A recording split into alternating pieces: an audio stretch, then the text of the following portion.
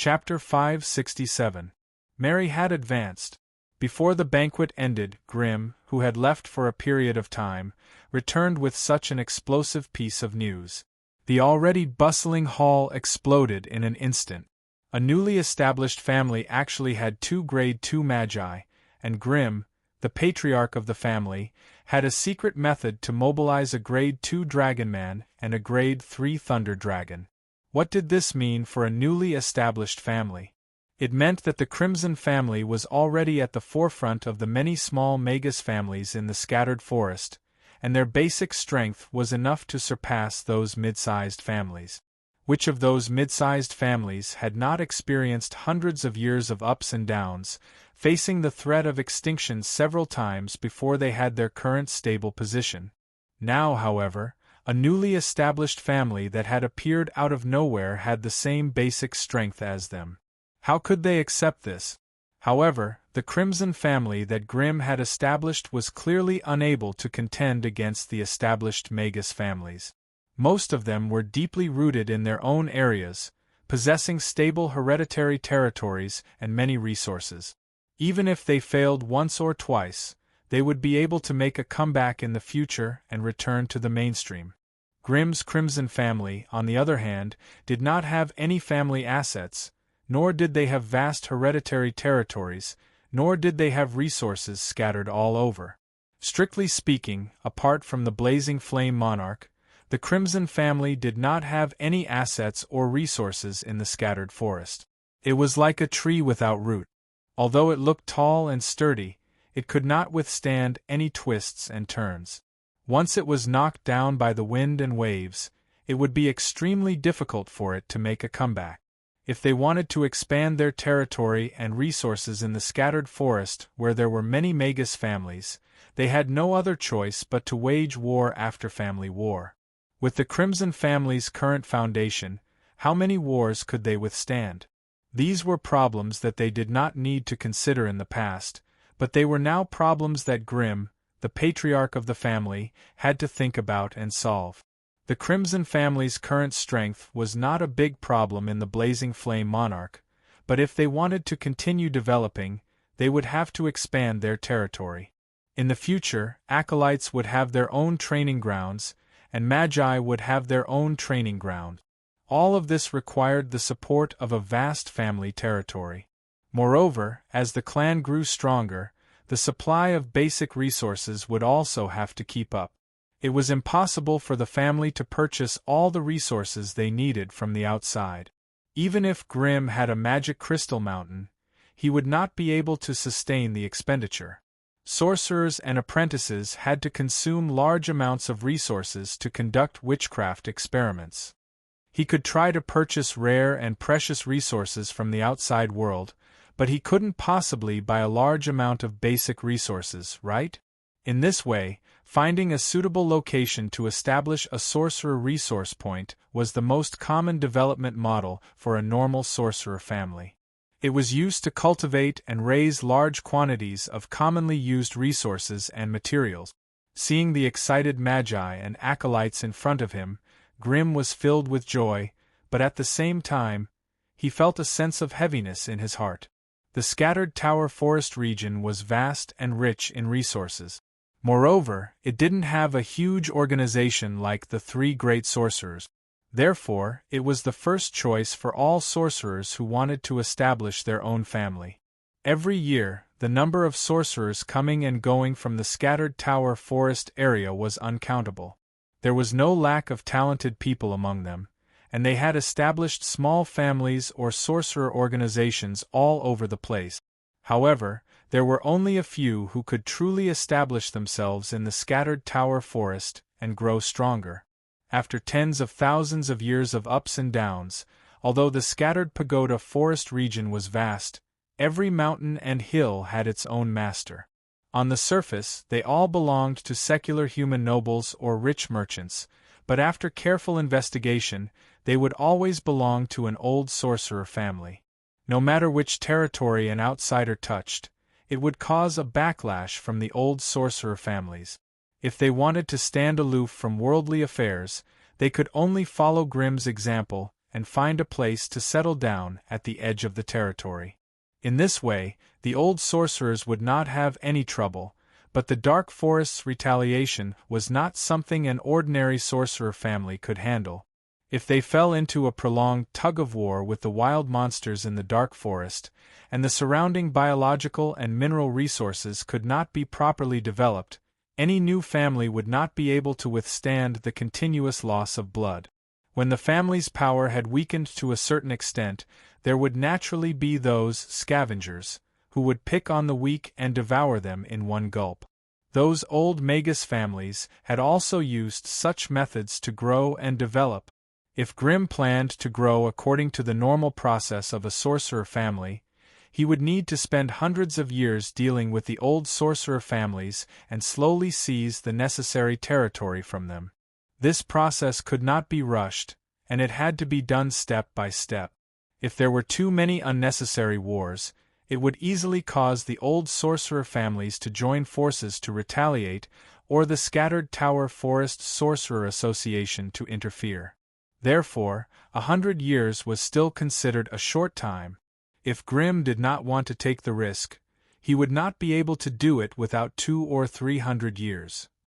When the family had a few scattered territories, they would have the necessary space to set up resource points.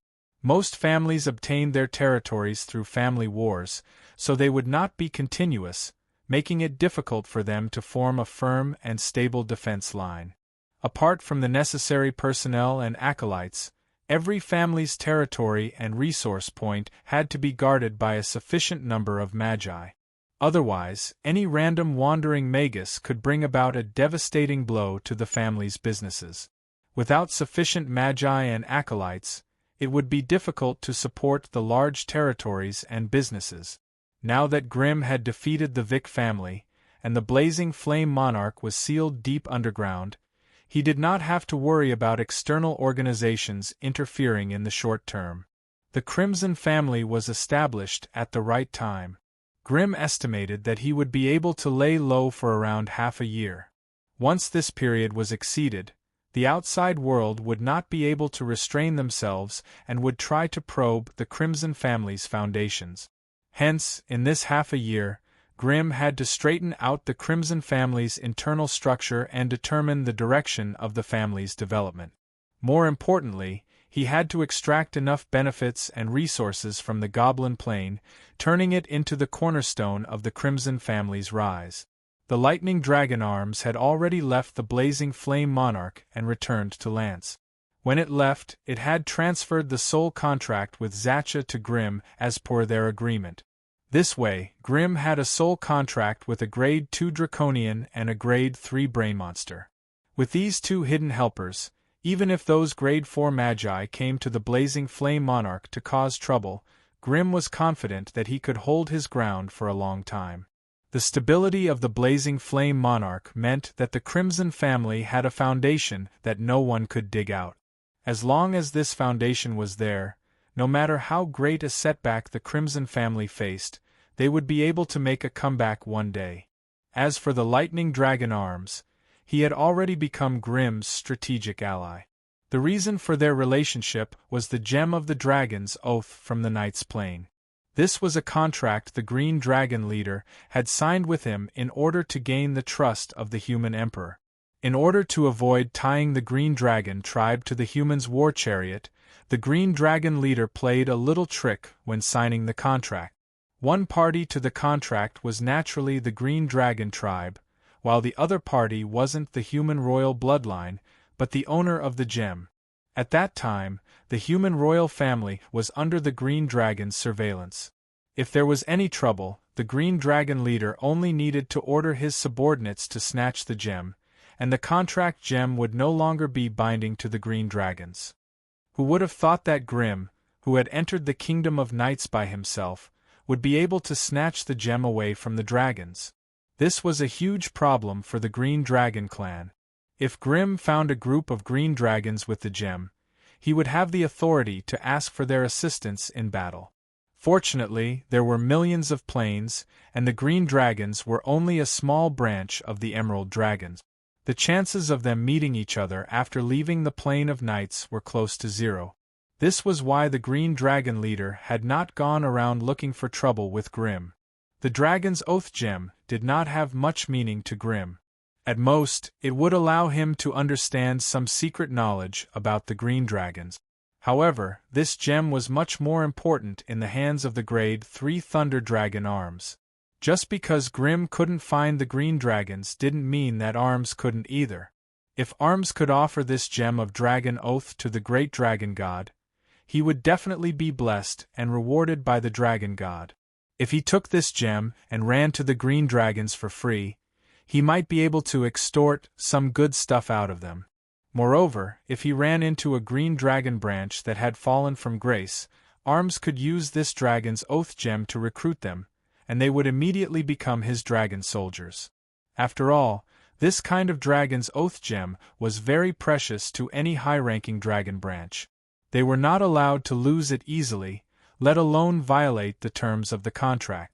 Therefore, this Dragon's Oath gem was not that important to Grimm, but to the Grade 3 Thunder Dragon Arms, it was no less than a free dragon summoning tool. As long as he could find out where the Green Dragons lived and bring the gem there, he might be able to get a big surprise.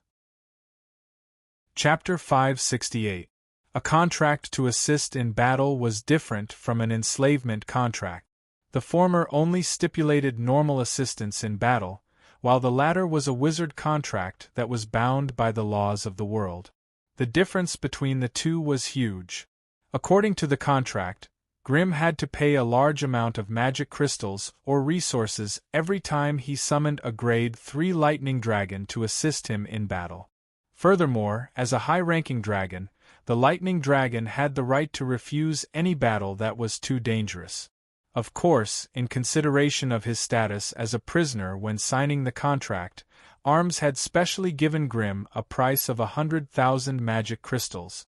This meant that Grimm only had to summon a Grade 3 lightning dragon once, and the 100,000 magic crystals in his pouch would disappear. That was not to say that it was too expensive.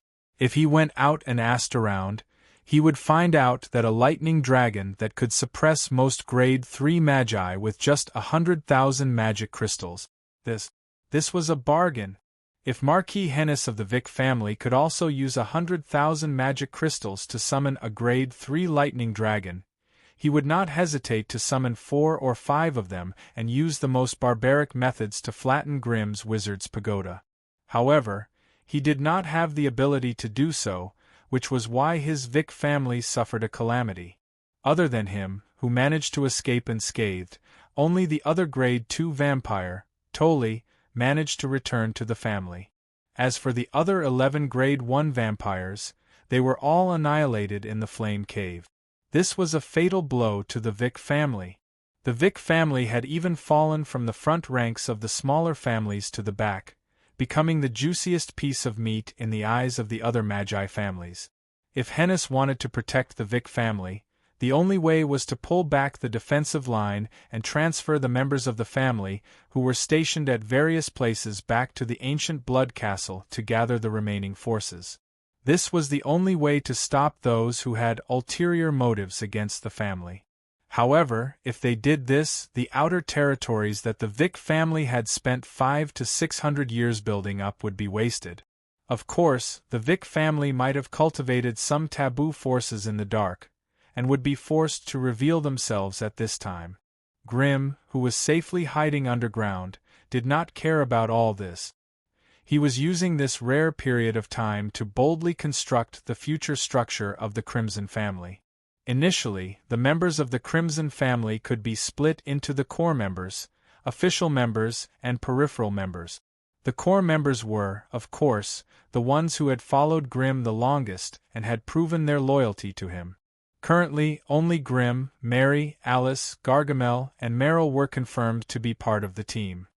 The official members were wizards who had signed a service contract with the family, such as Bliss, Zachary, Ava the Forest Demon, Dracula, Medusa, Karen the leader of the Manticore, Gazruvi the Brain Monster, and Tigula.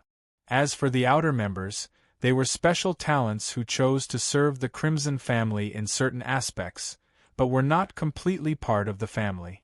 For example, the poison centipede Ender, the goblin Cabby, Sophia and Chef, the thunder dragon Arms, and the three-headed hound Anguja. As the Crimson family grew stronger in the future, many magi would come to join them. They would all be outer members, and only those with exceptional performance or loyalty could be promoted to official members. Moreover, since he had spent so much effort to divide these family members into groups and responsibilities, the resources and treatment they enjoyed would also be different. Grimm had used this as a reference to the basic structure and common methods of most Magus families, and had basically built the ruling structure of the Crimson family. As the Crimson family did not have any family assets, all the Magi focused on training and research. They were not given many family missions. Furthermore, the gnome dimension that they had just swallowed had not been fully developed yet. Thus, the Crimson family's only mission was to invest most of their Magi into the gnome dimension, hoping to extract the first bucket of gold from the dimensional war as soon as possible. Mary had just advanced to level 2 and needed to stay in the Fire Monarch to stabilize her mind. Thus, after Grimm gave her the authority to defend the wizard's pagoda, he brought most of the Magi to the gnome dimension. To be honest, this was the first time many of the Magi in the wizard's pagoda knew that their family had a small secondary dimension. Thus, when they heard the news, they teleported to the gnome dimension with shaky legs in shock. It had to be said that their first impression of the gnome dimension was really bad. As soon as they stepped out of the teleportation formation, Dicella, who had a weaker body, was suppressed by the gnome dimension's powerful dimension and suffocating low magical environment. On the other hand, Medusa, Dana, and the leader of the Chimeras, due to their special bodies, had a much better ability to adapt to the environment of another world than human Magi. As Grimm's representative, the worm Lichbillis had been stationed at the excavation camp, cooperating with the brain monster Gaz Ruvi to continuously excavate the remaining parts of the steel capital. According to the information sent back by Billis, several tons of metal products and components could be excavated from a depth of nearly 1,000 meters every day. At the moment, they had already excavated 2 small warehouses of the steel capital, obtaining many rare ores and other resources. These were also continuously being transported out, and they urgently needed a large number of people to manage and categorize them, and to turn them into resources that they needed.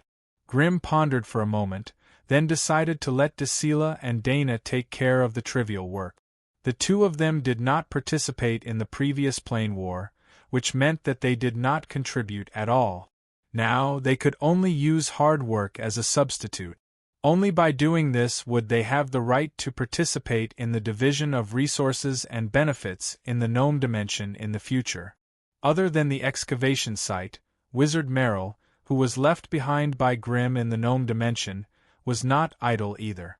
Using this month's time, Merrill, with the help of Goblin Cabby and Tigule, had almost turned the entire gnome dimension upside down. According to the different types of resources, such as plants, animals, minerals, furs, crops, and so on, she had made a rough calculation of the resources, materials, and wealth that the gnome dimension had. Among them, there were more than 3,700 types of rich mineral resources, 250,000 types of plants, 1,000,000 types of animals, 58 types of basic food that could be eaten by living beings, and more than 1,200 types of strange fruits. Such a huge survey of the plane's resources was never done by the Gnome Empire in the past.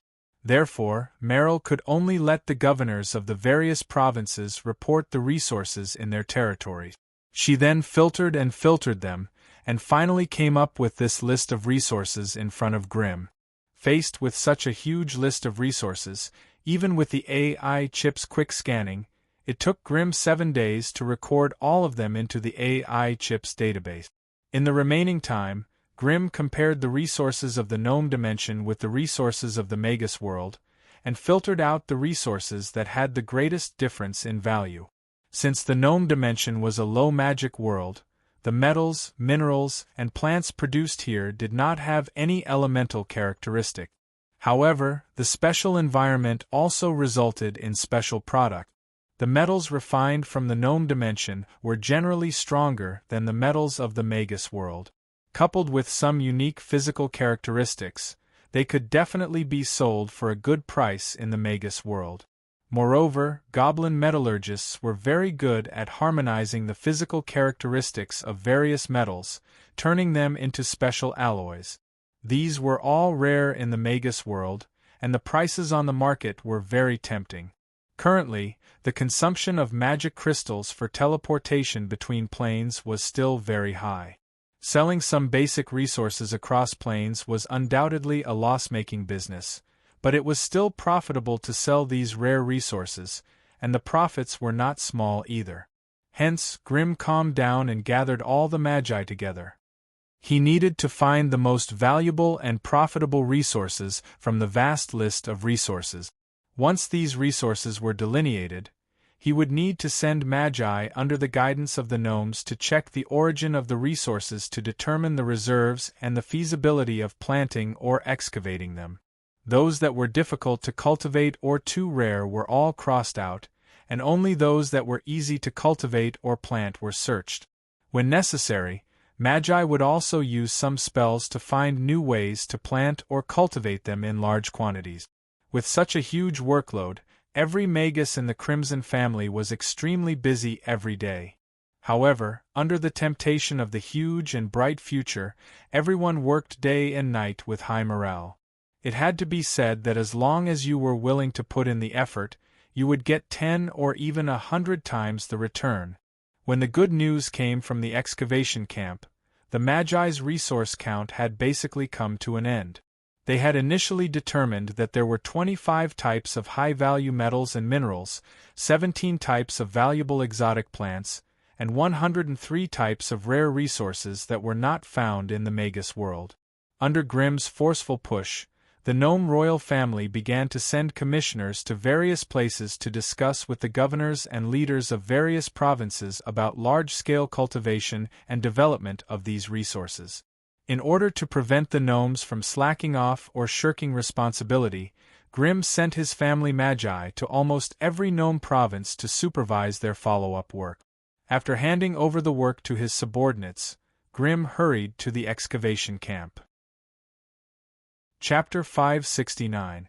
Inside a large cowhide tent, Grimm saw the remnants of the plain gate that had been excavated. In the middle of the tent, there was a vague outline of a metal arch standing tall, giving all the visitors a lofty, heavy, and oppressive feeling in their hearts.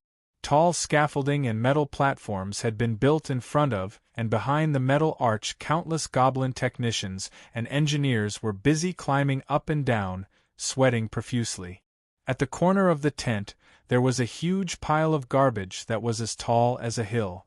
Gnomes were carrying bamboo baskets and working hard on it, sifting out all the metal fragments and broken components that might belong to the metal arch that were mixed in the mud and gravel. Some of these metal fragments were bigger than a goblin's head, while the smallest were only the size of a fingernail. After they were sifted out, they would be gathered in the hands of the goblin engineers. With their rich experience, they would determine the authenticity of the metal fragments and their original positions. Grimm stood at the edge of the busy worksite, his eyes flashing with blue light. In just a few moments, he had a rough understanding of the damage to the metal arch, the main body of the plain gate. The upper half of the metal arch was the most severely damaged, and it was visible to the naked eye that 78% of it was missing. On the other hand, the legs of the arch were mostly intact, but the metal surface was full of cracks and dents. The original strange patterns were hard to recognize. The terrifying void storm formed by the explosion of the superspatial furnace had also swept through the area where the plain gate was. Fortunately, the plain gate had the protection of an energy field, and it had survived the fiercest part of the storm. It was only because of the huge changes in the ground and the collapse of the underground space that the plain gate failed, and the metal arch was crushed into countless metal fragments. Now, with the goblins' protective excavation and meticulous cleaning, the metal arch once again showed its lofty, mysterious, and proud appearance to the world. Along with Grim was the supervisor of the excavation site, Worm Shaman Bliss. A few of the goblins in charge of the excavation site were hiding nearby, not daring to come closer, as though they were afraid of Bliss. Only when Grim reached out and summoned him to his side did the goblin, wearing an exquisite military uniform, loudly report the progress of the plane gate's restoration. Fortunately, the damage to the planar door wasn't too serious. Currently, it was missing 64% of its metal components and 57% of its goblin runes. According to the supervisor's estimation, if the entire underground space was searched and all the metal scraps that could be collected were filtered out, the metal arch would probably be restored to about 83%. As for the remaining 17%, they had either been swept to another plane by the void storm, or directly vaporized. It was impossible to find them again. If he wanted the metal arch to be whole again, he would have to reforge these broken parts. With the goblins' powerful construction machinery and metal smelting skills, this kind of work would only take 12 to 15 days to complete. As for the dense goblin runes on the metal arch, there was no problem with the brain monster Gaz Ruvi around. After all, this metal arch door was personally created by him. The dragon race's knowledge, witchcraft runes, and goblin technology were all stored in his gigantic brain. Truth be told, even when Grim threatened it with his life and tempted it with wealth, the Grade 3 Thunder Dragon still refused to divulge the dragon race's mystical knowledge and the plane of Lance where it grew up. When it transferred the Grade 2 Draconid Zachary's soul contract to Grim, it had also erased Zachary's memories of the Lance World Waymark. Hence, Grim had no choice but to place his hopes on the planar door and Gaz Ruvi. Truth be told, the Thunder Dragon arms probably didn't expect that the terrifying explosion did not completely destroy the planar door. More importantly, Gaz Ruvi was still alive. As long as Gaz Ruvi was around, even if the planar door was completely destroyed, they could still reforge it within 6 to 7 months. But now, with a ready-made metal arch fragment, this task could be completed within a month. This was also the day when the first magic furnace that Grim and Gaz Ruvi had created was completed. In the past, the old goblin Gaz Ruvi was limited by the severe lack of magical metals in the goblin plane, so he could only do his best to produce Keira's alloy. Now, with Grim's strong support, 10 tons of magic iron alloy and a large number of special metals with outstanding magical resistance were transported over from the sorcerer world. With the support of such a powerful backing, the brain monster, Gazruvi, relied on his data processing and fuzzy processing abilities that were thousands or even tens of thousands of times greater than before. Under Grim's guidance, he began to optimize and adjust the previous design of the magic furnace on a large scale. Moreover, the explosion of the super-spatial furnace had accidentally created a mana source. Its addition would undoubtedly increase the power of the new magic furnace by more than 10 times. The more powerful the magic furnace was, the more powerful the magic iron alloy was needed to support it.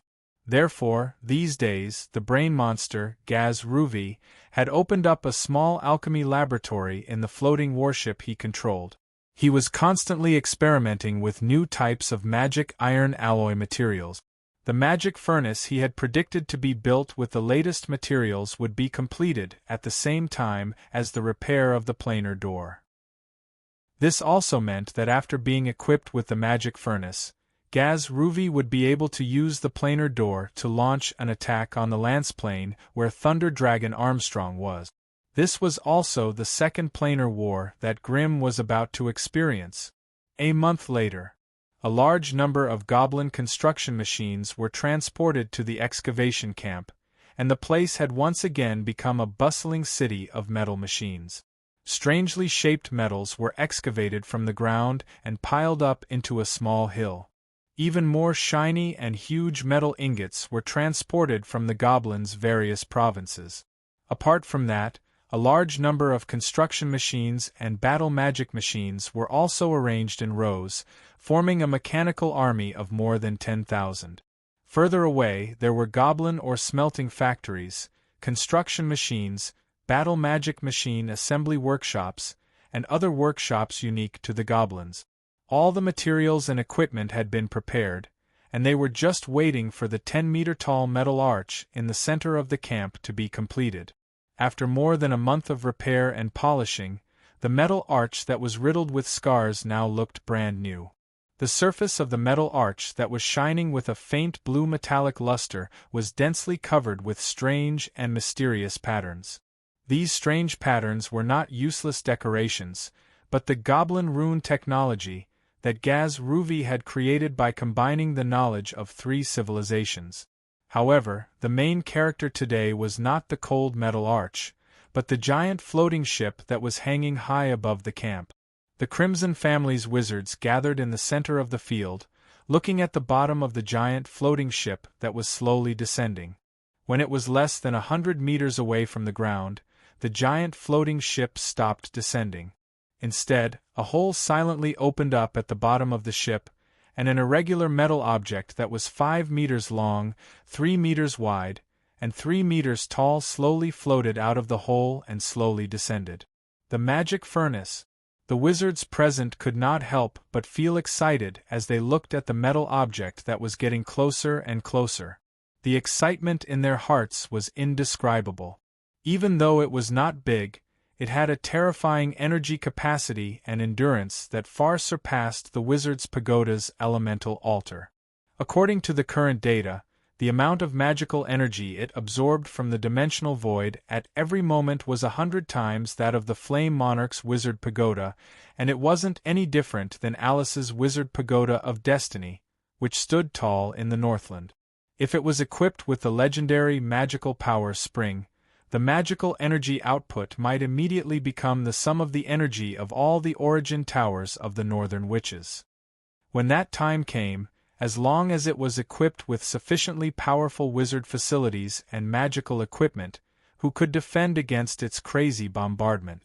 Moreover, it should not be forgotten that the wizard's pagoda was fixed on a certain node of the Earth meridians, and it was difficult to move it. But the magic furnace could be moved to any battle facility at will, including the giant floating ship in front of them. A giant floating airship that could cruise around the world. This was the main reason why Grimm was willing to help the brain monster Gaz Ruvi build the super magical furnace. Where's the brain monster? Meryl looked around for a long time, but did not see Gaz Ruvi. She could not help but ask her teacher curiously. Grimm did not answer her, only pointing at the magic furnace with his finger. Meryl closed her eyes again to investigate, and only then did she faintly sense the faint ripples of Gaz Ruvi's consciousness amidst the violent magical energy within the magic furnace. It put itself into the magic furnace. Meryl's beautiful eyes widened, unable to believe her senses.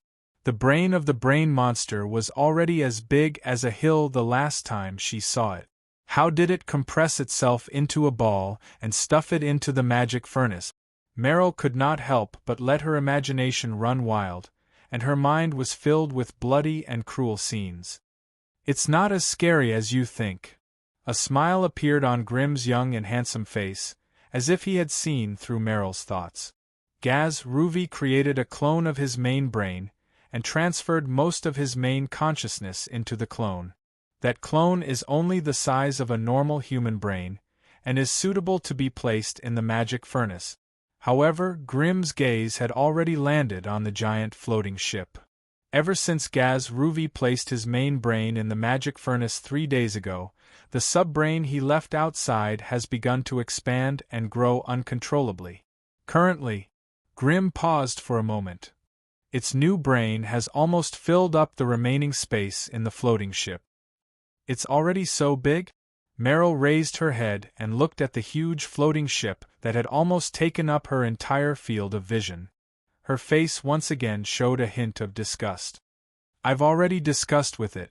The huge underground cavity left behind after the excavation will no longer be filled, and will instead be used as a place to store and protect its subbrain. After all, there's a constant layer of radioactive dust outside, and ordinary creatures will not be able to get here. This place is suitable for it to grow. Merrill looked around. After the excavation was completed, there was a huge underground space with a circumference of 20 to 30 kilometers and a depth of a few thousand meters. The brain monster intended to use this place as a residence for its subbrain. Just how big was it planning to grow? Merrill felt goosebumps all over her body. Chapter 570. When the magic furnace slowly descended to the ground, Grimm finally nodded to the magi around him. In the next moment, as the magi chanted spells in unison, the channeling spell formation carved under their feet began to light up layer by layer. It resonated with another mysterious spell formation thousands of meters underground. Grimm floated above the channeling spell formation.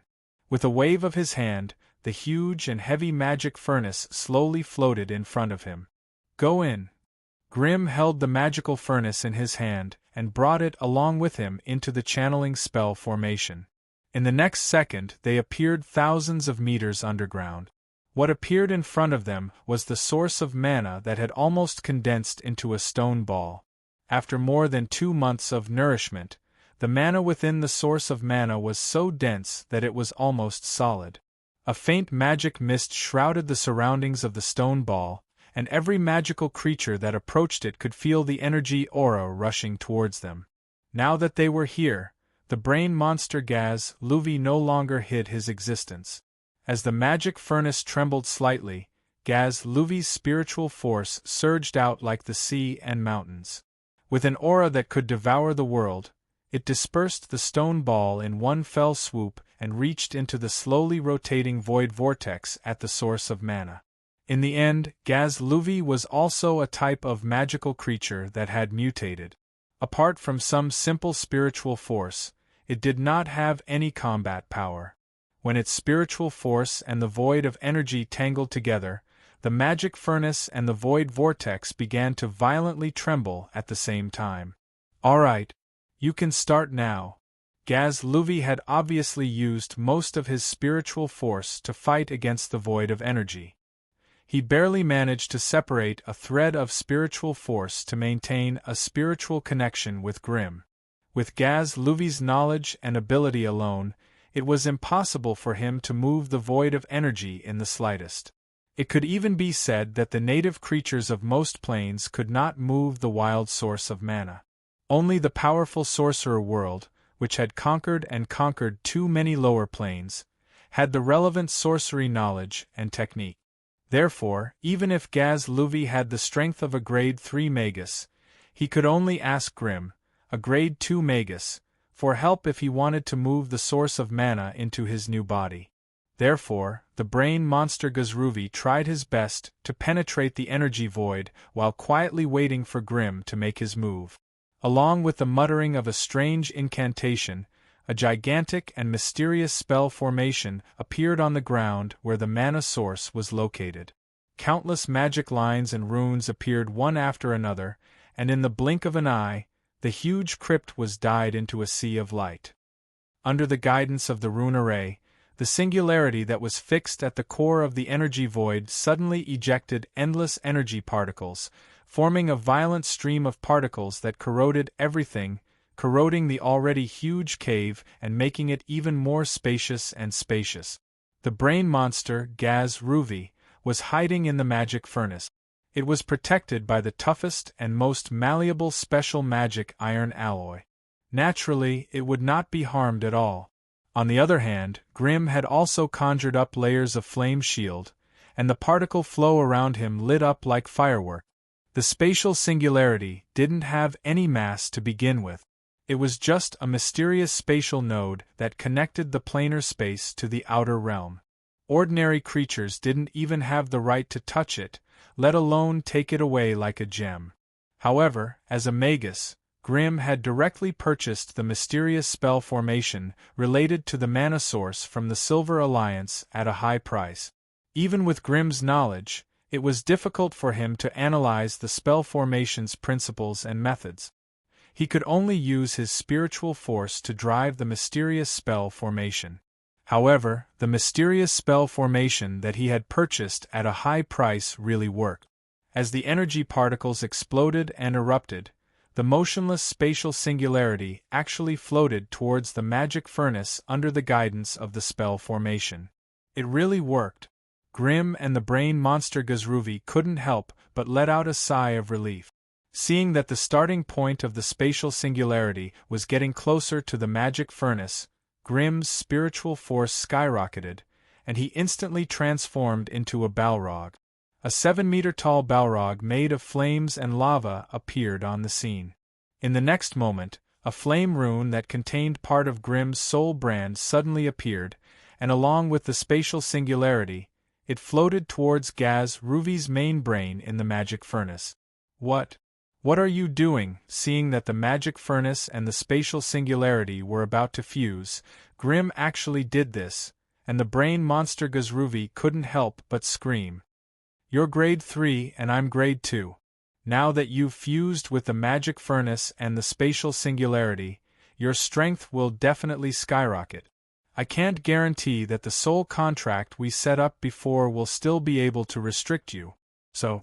Grim, who had transformed into a terrifying Balrog, bent down, and a gentle smile appeared on his face that was covered in flames.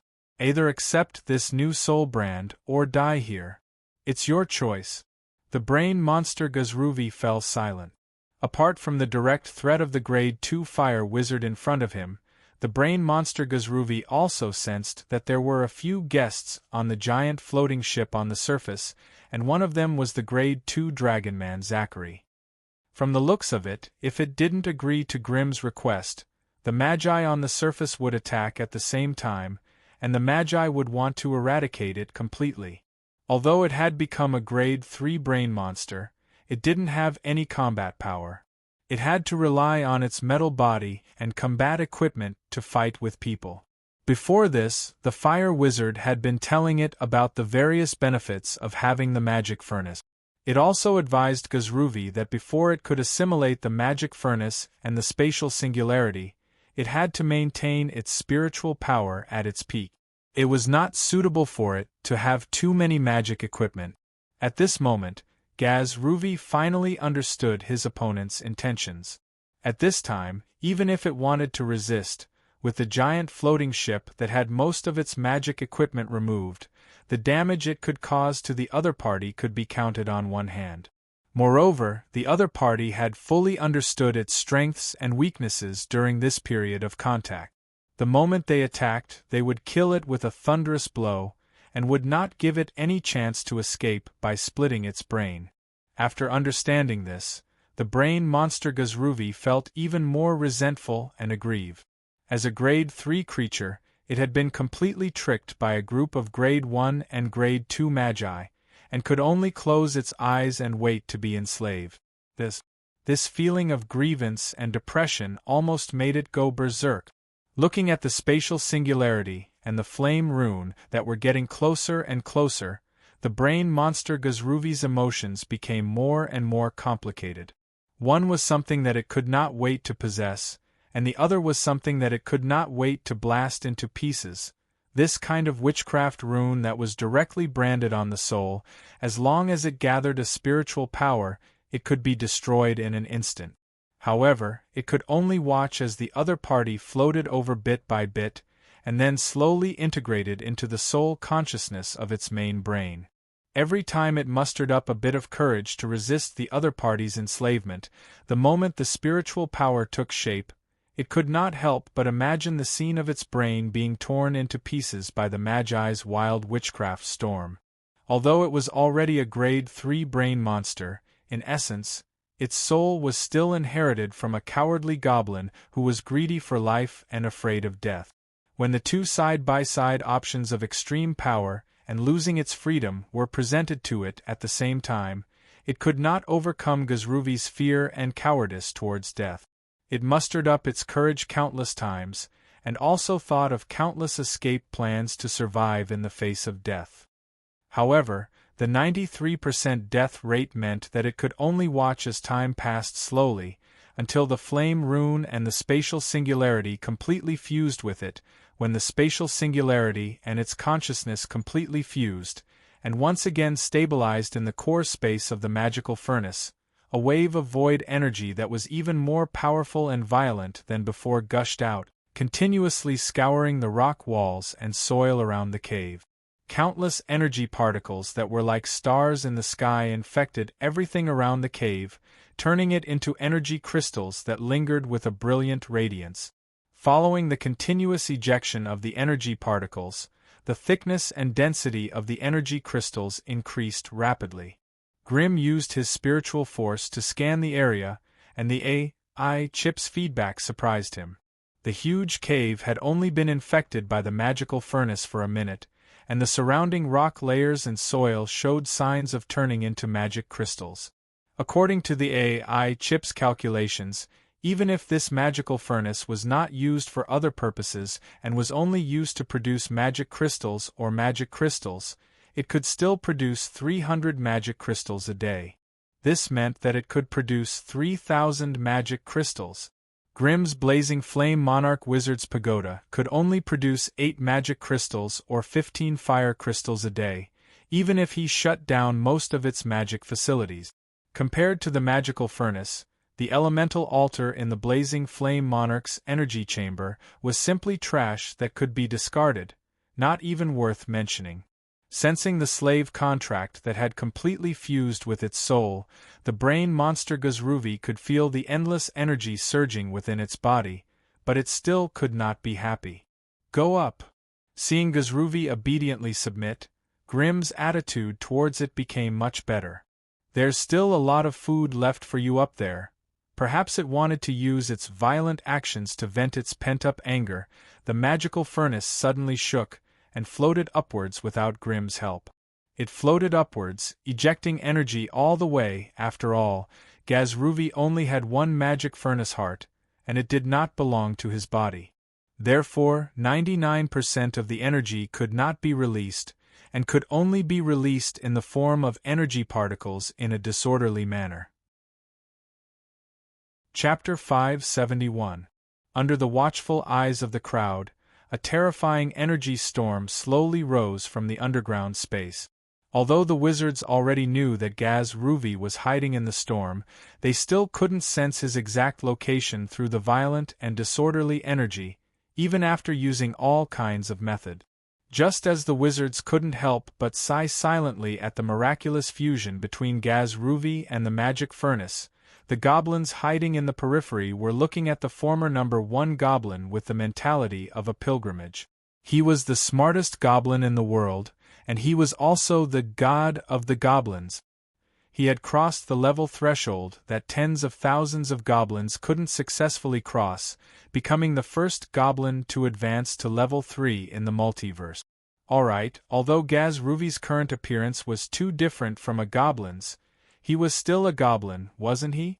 With all sorts of complicated emotions, the goblins knelt on the ground, worshipping the god of the goblins who brought them endless suffering and endless hope.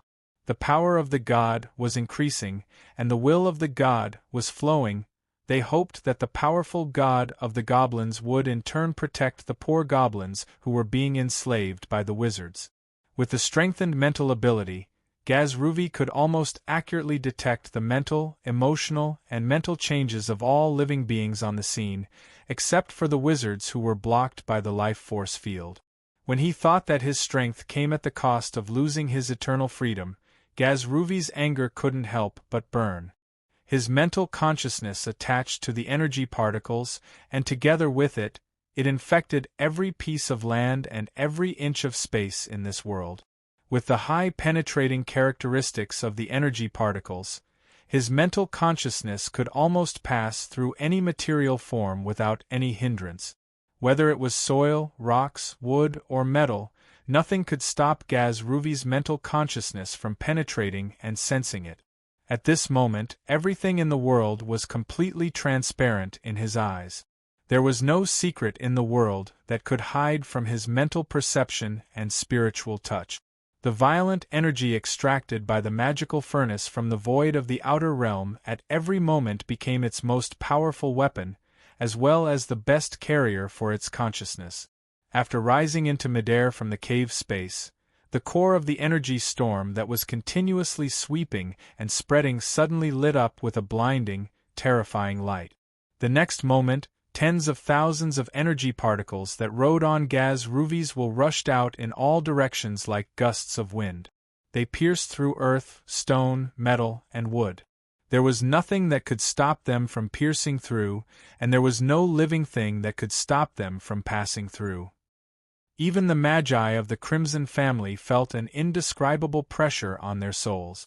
They could not help but gather together and cast spells that targeted the soul and mind. The mind was formless, and the mind did not have any fixed form. However, people like Gaz Lu, who combined the intangible spiritual consciousness with the tangible energy particles, formed their own unique spiritual light.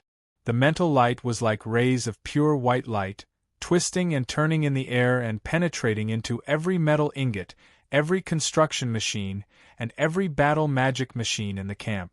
In the process of the constant bombardment and penetration of the energy particles, Gaz Ruvi's spiritual consciousness also began to become omnipresent and omnipotent. These huge metal ingots, which were originally inanimate objects, began to become soft and moldable like mud under the control of a powerful force. The huge metal mountain at the edge of the camp was mostly excavated from the underground and was once a part of the city of steel. There were also some metal ingots brought in from the outside world. At this moment, no matter where they came from, they had now become metal dough that kept twisting and deforming. They twisted and twisted with each other, condensing into a larger and heavier metal dough. Then, strange parts that looked like tentacles and mechanical legs extended from the metal bodies and began to approach each other and stick to each other. Just like a small droplet fusing into a large droplet, the metal lumps gathered together and began to fuse into an even larger and more intimidating giant metal creation. Not only the metal mountain, but even the construction machines and battle magic machines in the mining camp began to move under the control of Gaz Ruvi's spiritual consciousness. At the same time, the alchemy workshops, and magic machine production lines at the far end of the camp suddenly had many goblin technicians running out in panic. Then, the huge metal factories also suddenly grew many metal mechanical legs and began to crawl over like metal beasts. For a moment, the entire mining camp was filled with horrifying metal creations that twisted and wriggled. They twisted and deformed while using all kinds of strange means to meet and fuse together to form even stranger and more unique metal creations. Metal spiders, metal beetles, metal wolves, metal ooze monsters, and many other strange creations whose specific forms could not be seen. Lifeless metal would twist and deform into a strange mass that no one could recognize, but the construction machines, battle magic machines, and engineering workshops with fixed forms would not be so wasteful. They still retained their original basic form and slowly fused with other metal creations. Small water droplets gathered into big water droplets gathered into streams, and the streams finally condensed into a metal giant that could support the sky. There was a head, a body, 4 limbs. The surface of the body was uneven, and there were traces of fusion and splicing everywhere. But no matter what, this terrifying metal giant that was 217 meters tall finally stood in front of everyone. After the metal giant was formed, Gaz Ruvi controlled the magic furnace to slowly float towards the thickest part of the metal giant's chest. As the magic furnace slowly approached, a black hole appeared in the metal giant's chest, and it was sucked in. After waiting for a moment, as the magic furnace connected to the internal energy circulation system of the metal giant, the lifeless colossus suddenly came to life. Violent and ferocious magical energy circulated in the metal giant's body, activating one goblin factory after another and lighting up the construction machines and battle magic machines. The entire metal giant's body emitted a faint fluorescent light that was unique to magical metals, and it propped up an invisible psychic force field. As the huge energy flowed in the metal giant's body, the metal body that was just roughly assembled a moment ago began to change and become more detailed and lifelike. The rough and crude spherical head of the metal giant began to rise and fall, and more obvious eyebrows and facial features had already appeared. Although these things were just decorations and did not have any functions or effects, they were much more pleasing to the eye than before. It was unknown whether it was intentional or not, but the metal giant's eyebrows actually looked very similar to Grimm's. However, the metal giant was too huge. Even when Grimm was right in front of it, he was only as thick as its lips. The few magi from the Crimson family gathered together and could not help but discuss. The metal giant in front of them was huge enough, but they did not know how strong its attack and defense would be. Grimm had already flown out of the ground and slowly landed beside them. "Des Cellar, try attacking it," Grimm ordered. As Merrill's disciple and Grimm's disciple, Des Cellar was an elemental magus who had an affinity with the wind element. He had become a magus only 7 years ago. As he had always been quiet and did not like to interact too much with others, he did not stand out in Grimm's camp and did not have much of a presence. However, his existence also meant that the Crimson family's power could continue, so Grimm had recently begun to place his attention on him. Yes, Patriarch. Des Cellar was an old-fashioned magus who did things according to the rules. His thin, pale face always had a formal smile on it. His body was weak, and his mannerisms were elegant but not pretentious. One look and anyone could tell that he was a typical noble magus from a noble family. Under Grimm's elemental vision, Des Cellar's entire body was shining brightly. There were no gaps in his equipment that could be worn. It was obvious that he was from a rich family. After being called out by Grimm, Des Cellar flew up from the ground and hovered in midair. The equipment on his body began to light up one by one, giving him many buffs. When he stretched out his hands, invisible wind vortexes began to merge between his palms, forming a terrifying wind blade. Due to the lack of elemental energy in the goblin plane, Des Cellar's spellcasting took a full 7 seconds before he reached his peak. With a light shout, a wind vortex that looked like a sharp cone flew out of his hand. It traversed nearly 100 meters and hit the metal giant's soul force field. The invisible soul force field began to ripple slightly, and very quickly, Des Cellar's attack was neutralized. 85 degrees. The AI chip immediately reported the strength of the attack. Considering that this was the goblin plane and that he was just a newly advanced magus, it was commendable for him to have such a strong attack. If this was the magus world, his attack would have been close to 100 degrees. Grimm had used the AI chip to optimize his spells and the explosive power of his fire element spells, but he had only managed to reach 105 degrees. In comparison, Des Cellar's research on wind element spells was quite good. Although Des Cellar's attack did not break through the metal giant's soul force field, it had obviously attracted Gaz Ruvy's attention.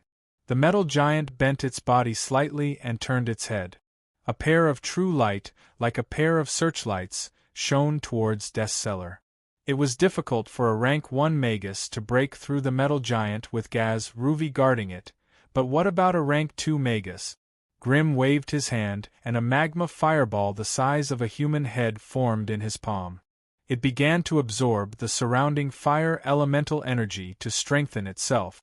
The metal giant's gaze was immediately attracted by the fireball. "Gaz Ruvy, don't move. Let me test it out," Grimm communicated with the metal giant, and with a push of his hand, the magma fireball in his palm streaked across the sky like a meteor and landed on the metal giant's soul force field.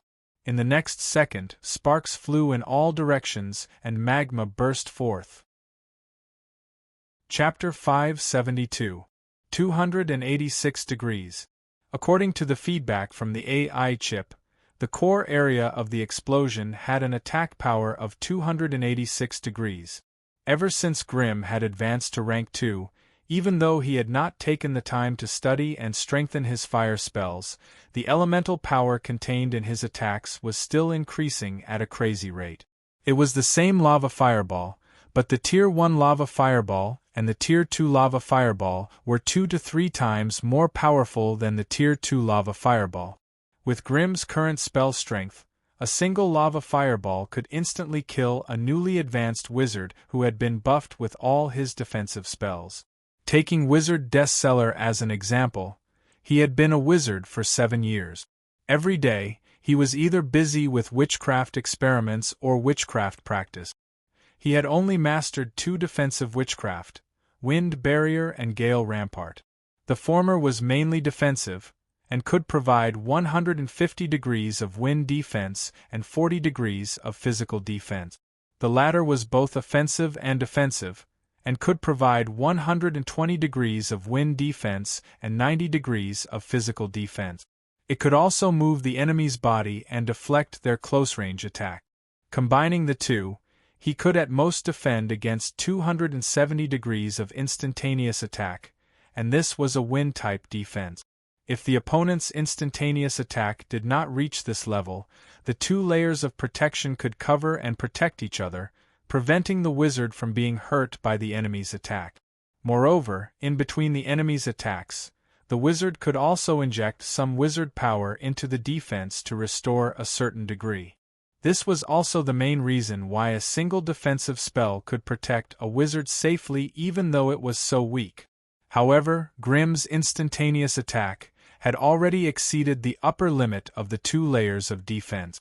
The most direct result was that the defense would be broken, and the wizard would have to bear the remaining damage. If it were Medusa or the Chimera leader Karen, with their strong magical body, they would naturally be able to easily withstand the aftershocks of the attack, and would not suffer much damage. However, as a human wizard, his weak body had always been the biggest weakness.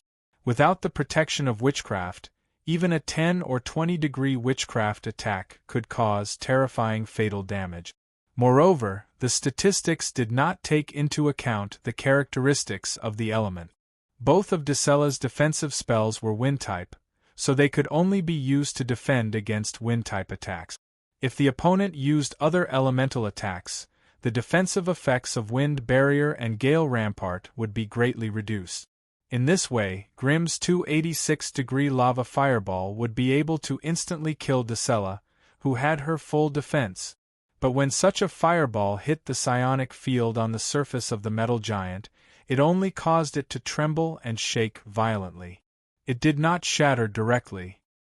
Moreover, when the flame shockwave subsided, with the infusion of Gaz Ruvy's psychic power, the protective force field that was on the verge of breaking actually became stable again, just like how it was in the beginning. Beep detected spirit defense field, elemental defense strength 320 degrees, no physical defense. The AI chip statistics sounded in Grimm's mind. Due to the existence of the defensive force field, Grimm could not see through the metal giant's internal structure and basic defensive capabilities. However, from the damage caused by the attack, the AI chip could roughly estimate the level of the metal giant's defense. As a Tier 3 exotic beast, a 320-degree force field was indeed a little weak. However, considering that he had just gained control of this body, and that the force field protection was an all-encompassing, all-domain-type protection, the strength of this protection was still acceptable. Gaz Ruvy, what's the strength of your attack? Now that the strength of the metal giant's defense had been tested, Grimm needed to understand the strength of his opponent's attack. Hearing Grimm's question, the metal giant stretched out its 5-meter-thick right arm, and a black cannon with a diameter of 3 meters suddenly appeared in the center of its palm. In the next second, the magic furnace's energy burst forth, and a terrifying magical energy was transmitted through a special pipe into the right arm.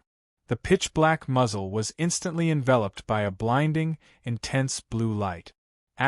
whoosh, following the sizzling sound of a strong electric current, a terrifying chain of blue lightning shot out and struck a steep mountain 5 miles away. The violent elemental lightning exploded, and in an instant, the solitary mountain peak was smashed into smithereens and shattered into pieces. In the core area enveloped by the lightning element, everything, be it soil or sturdy mountain rocks, was instantly vaporized. Only a portion of the mountain peak in the periphery of the lightning element barely managed to survive. Lightning attacks were the fastest of all elemental attacks, and they also had a paralyzing aftershock of lightning. However, for a mountain peak that was insulated from lightning, the shock wave had no other effect other than smashing down more rocks and gravel. The mountain peak was originally like a towering cake, but now that the middle part of it had been bitten off, the remaining portion could not support the weight of the top. Finally, after a dozen or so twists and turns, the remaining portion of the mountain began to collapse bit by bit. Although it was 5 miles away, the collapse of the mountain caused the ground to shake violently, and a huge cloud of dust was raised, causing the goblins and wizards to be shocked. They might not be able to estimate the strength of the metal giant's attack, but the AI chip in Grimm's mind could accurately calculate the strength of the attack. 853 degrees. It was a terrifying strength that left him speechless. In the sorcerer world, the attack strength of a grade 1 sorcerer was usually below 200 degrees, and to put it bluntly, most of them were below 150 degrees. Only those peak grade 1 sorcerers who were ready to break through to grade 2 could reach more than 150 degrees. The attack strength of a grade 2 sorcerer was usually between 200 to 400 degrees, and only those extremely powerful grade 2 sorcerers could surpass the threshold of 400 degrees. On the other hand, the attack strength of a grade 3 sorcerer was between 300 to 1000 degrees. Due to the different directions of development, the individual's growth would be different, and the disparity in combat strength would also be shocking. Powerhouses at this stage were usually 2 to 3 times stronger than ordinary sorcerers. As for attacks above 1000 degrees, that was the terrifying might of a grade 4 sorcerer. However, this kind of data did not take into account the sorcerer's combat techniques, battlefield environment, individual condition, and the illusory element of luck, so the data could only be data. In a battle between two wizards with similar statistics, the outcome of the battle still depended on the specific situation and environment at the time. There was no absolute winner or loser. However, no matter how powerful one's combat techniques and killing methods were, in the face of absolute data, they were still powerless and pale. Even if Grimm's combat techniques were 10 times, or even 100 times better, it was still impossible for him to survive the metal giant's terrifying attack of 853 degrees. Fortunately, the AI chip gave Grimm some feedback, and he heaved a sigh of relief. The metal giant controlled by Gaz-Lu would need at least 3 to 5 seconds to gather energy, and when it was charging up, it would have an obvious electric effect. When Grimm discovered that the metal giant was charging up energy, he only needed to avoid the area covered by the metal giant's cannons and he would be able to escape the subsequent fatal attack. However, if he was locked in place for some reason, even with Grimm's defense, he would not be able to escape the fate of being killed in one hit. 853 degrees. This kind of power was enough to penetrate all of Grimm's defensive spells and vaporize him completely.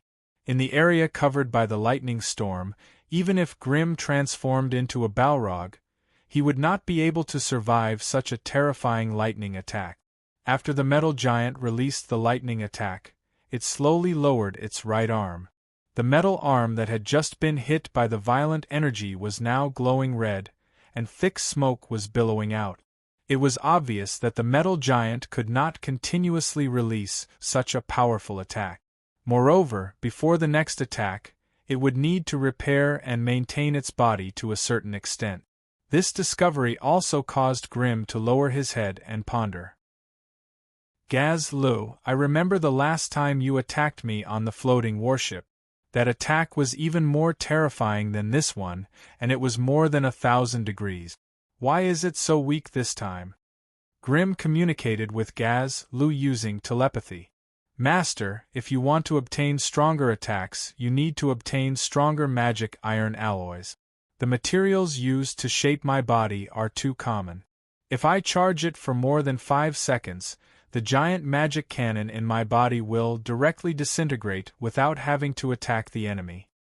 As if he had understood his own identity, the brain monster Gaz Ruvi was unprecedentedly honest. Apart from energy attacks, what other special abilities do you have? Master, apart from the 2 magic cannons in my body, there are 100 magic cannons, 1,000 arcanite muskets, 100 high-radiation flame-throwers, 1,000 goblin fire arrows. These are the most basic weapons. Apart from that, I also have 136 engineering machines and 672 combat magic machines. These are the most basic combat unit. On top of that, I also have 2 goblin trade factories in my body, which can create simple goblin weapons.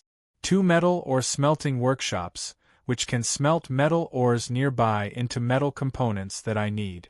1 magic equipment crafting workshop, which can continuously produce battle magic equipment as long as I don't lack magic iron alloy. Currently, I can produce 15 basic magic equipment every day. However, these metal factories cannot operate in battle mode. I need to find a suitable place for me to switch to defensive mode. Only then will I have enough energy and space to operate. Battle mode. Defensive mode. As someone who had transmigrated from ancient Earth, the strange appearance of the MCV immediately appeared in Grimm's mind. Chapter 573. Lance Plain. It was an extraordinarily beautiful small plain. The entire plain was made up of continuous swamps, hills, plains, forests, lava volcanoes, and vast oceans. In terms of surface area, Lance Plain was more than twice the size of the Goblin Plain. It was rich in biological resources and had an astonishing amount of metal ores. Since Lance Plain was a high magic plain, its magic crystal reserves and magic resources were countless times greater than those of the Goblin Plain. In this vast land, the giant demon clan was the most widely distributed and had the largest population. They had many branches of their own clan. They were a race with an average height of 7 feet, about 2 meters, and a weight of 200 pounds, about 90 kilograms. They had huge skeletons and developed muscular strength. They were adept at using poison javelins and spears, and had many enviable racial abilities such as berserk, regeneration, beast killer, and throwing weapon specialization.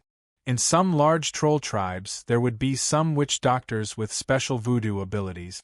They had mastered some of the more primitive herbs and voodoo technique. Before the horrendous invasion, the trolls were the undisputed masters of Lance Plain.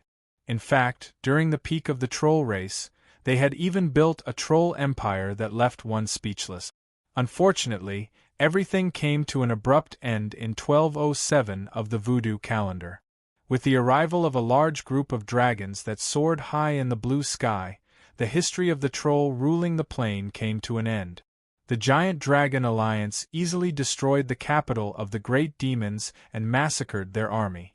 The huge troll empire fell apart in an instant, and was divided into hundreds of territories and territories of various sizes by the dragons that came later. According to rank and strength, a rank 4 dragon could occupy a territory of nearly 1,000,000 kilometers, while a rank 3 dragon could only occupy a territory of 100,000 kilometers. As for the giant dragons of even lower levels, they could only occupy 1 or 2 villages or a large troll tribe as their own fiefdom. From there, they could live the life of a lord who had everything he needed. In the early days of the Dragon Lord's rule, in order to suppress the resistance of the troll race, they consciously nurtured a group of dragon descendants mixed with the local bloodline, the Dragonborn.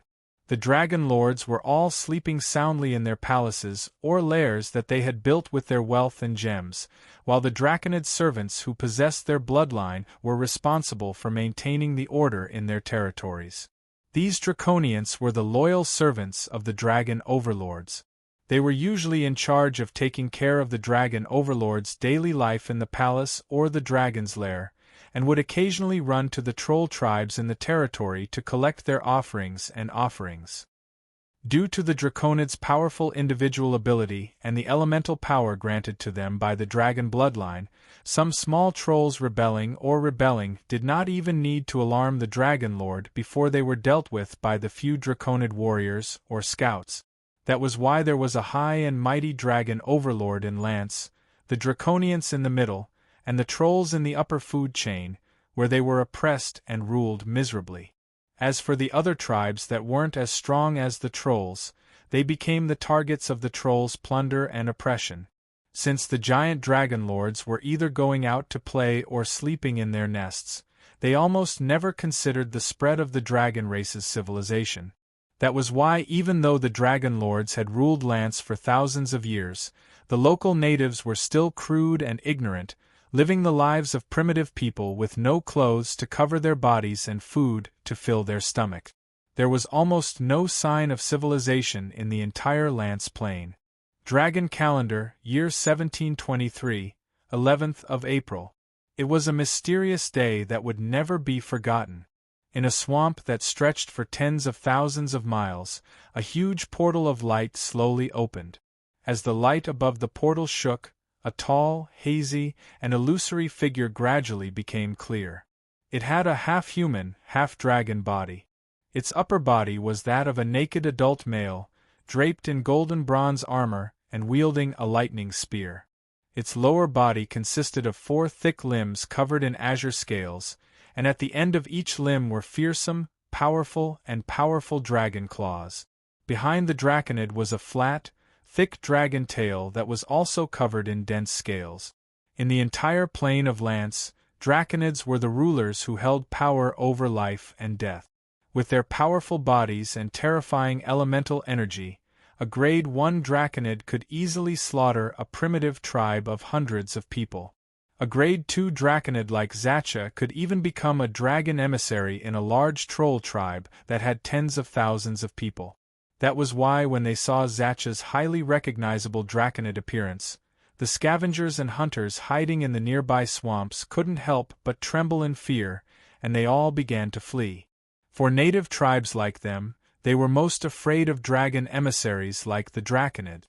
Once a dragon emissary came to visit, it usually meant that a year or even several years of the tribe's wealth would go down the drain. These dragon emissaries were usually muscular and simple-minded, and they didn't have any intuitive concept of numbers.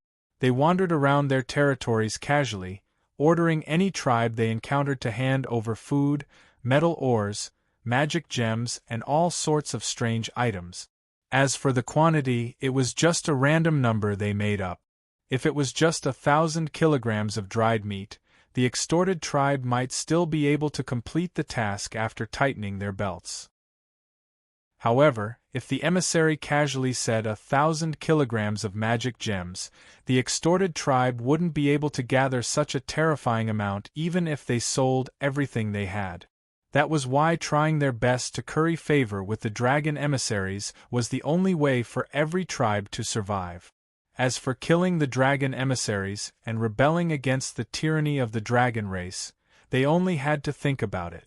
Once someone couldn't hold back and attacked the dragon emissaries, what awaited them would be the complete annihilation of the draconid army. Draconid Zacha patrolled the hot and humid swamp with heavy footstep.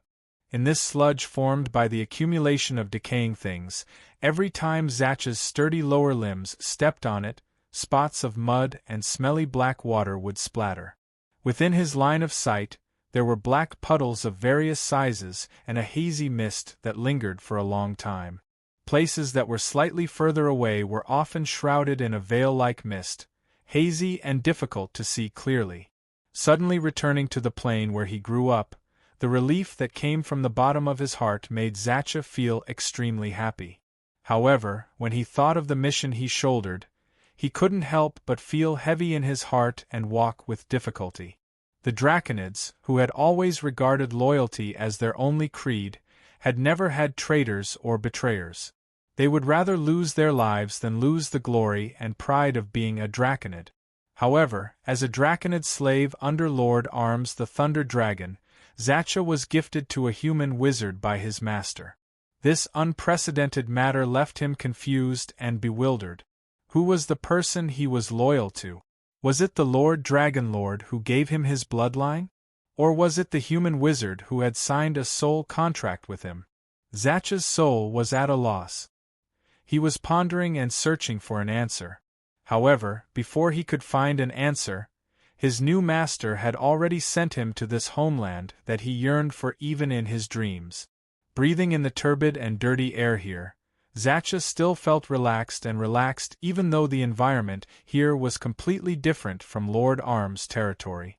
After letting his heart relax a little, Zacha returned to the teleportation gate with heavy footsteps and sent out the signal that everything is safe as promised.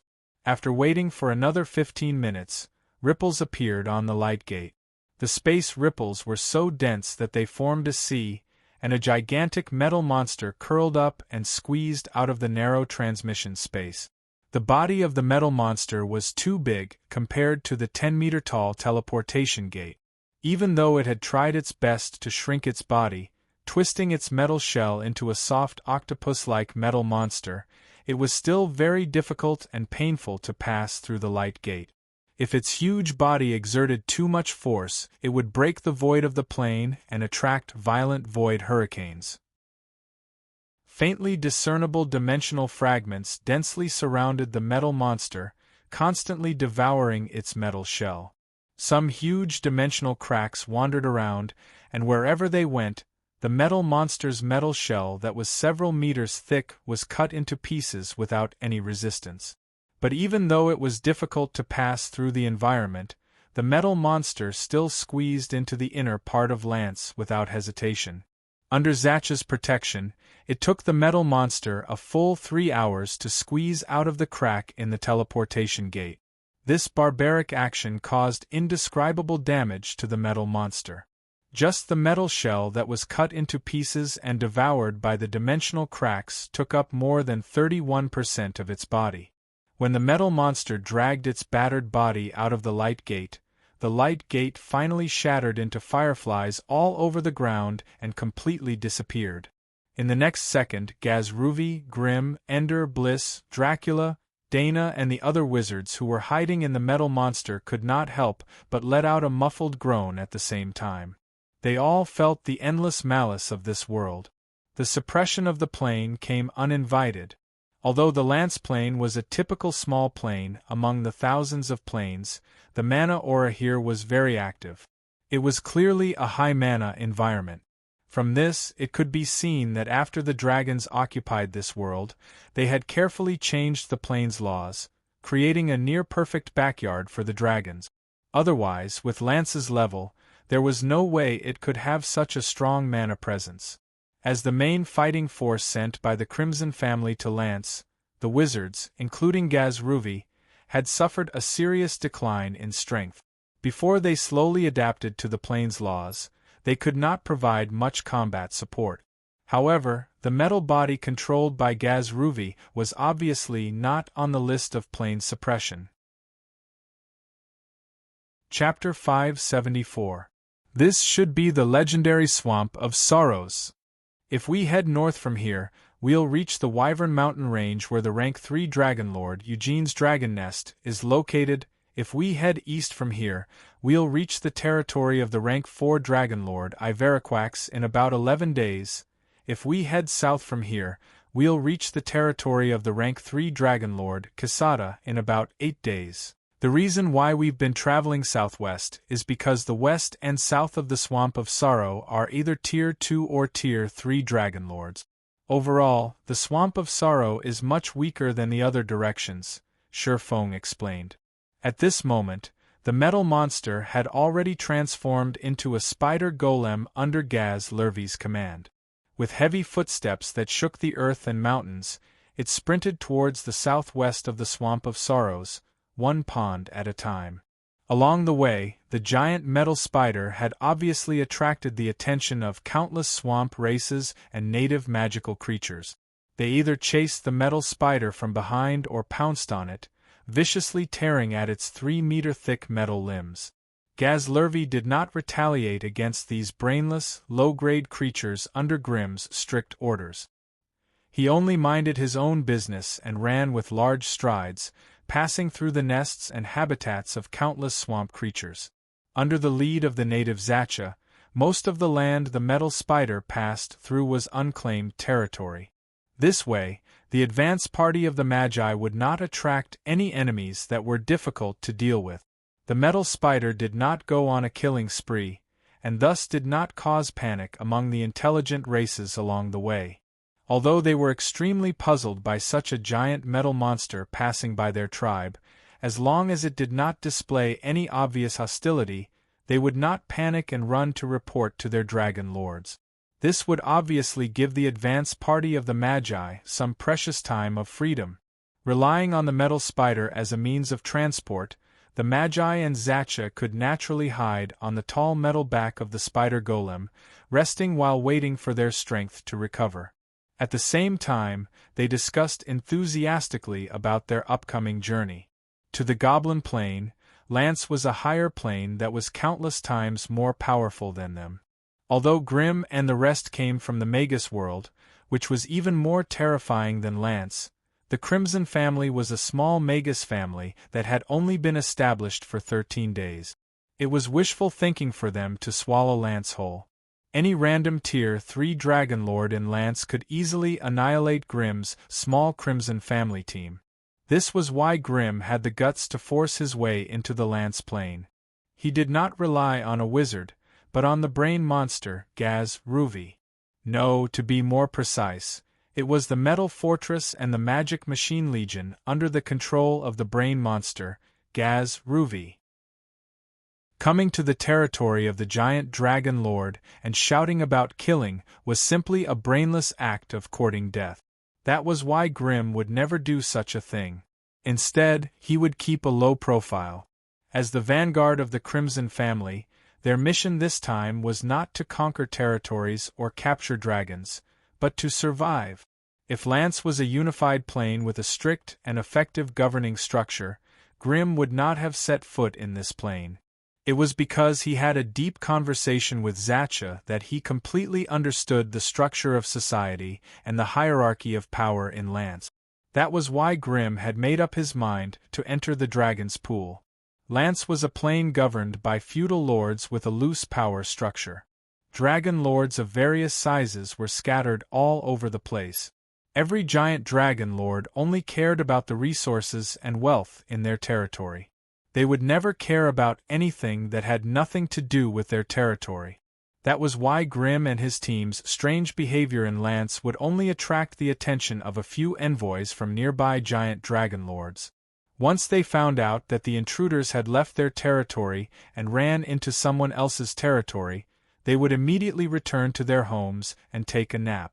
As for whether the intruders would wreak havoc in the territories of other giant dragon lords, sorry, that had nothing to do with them.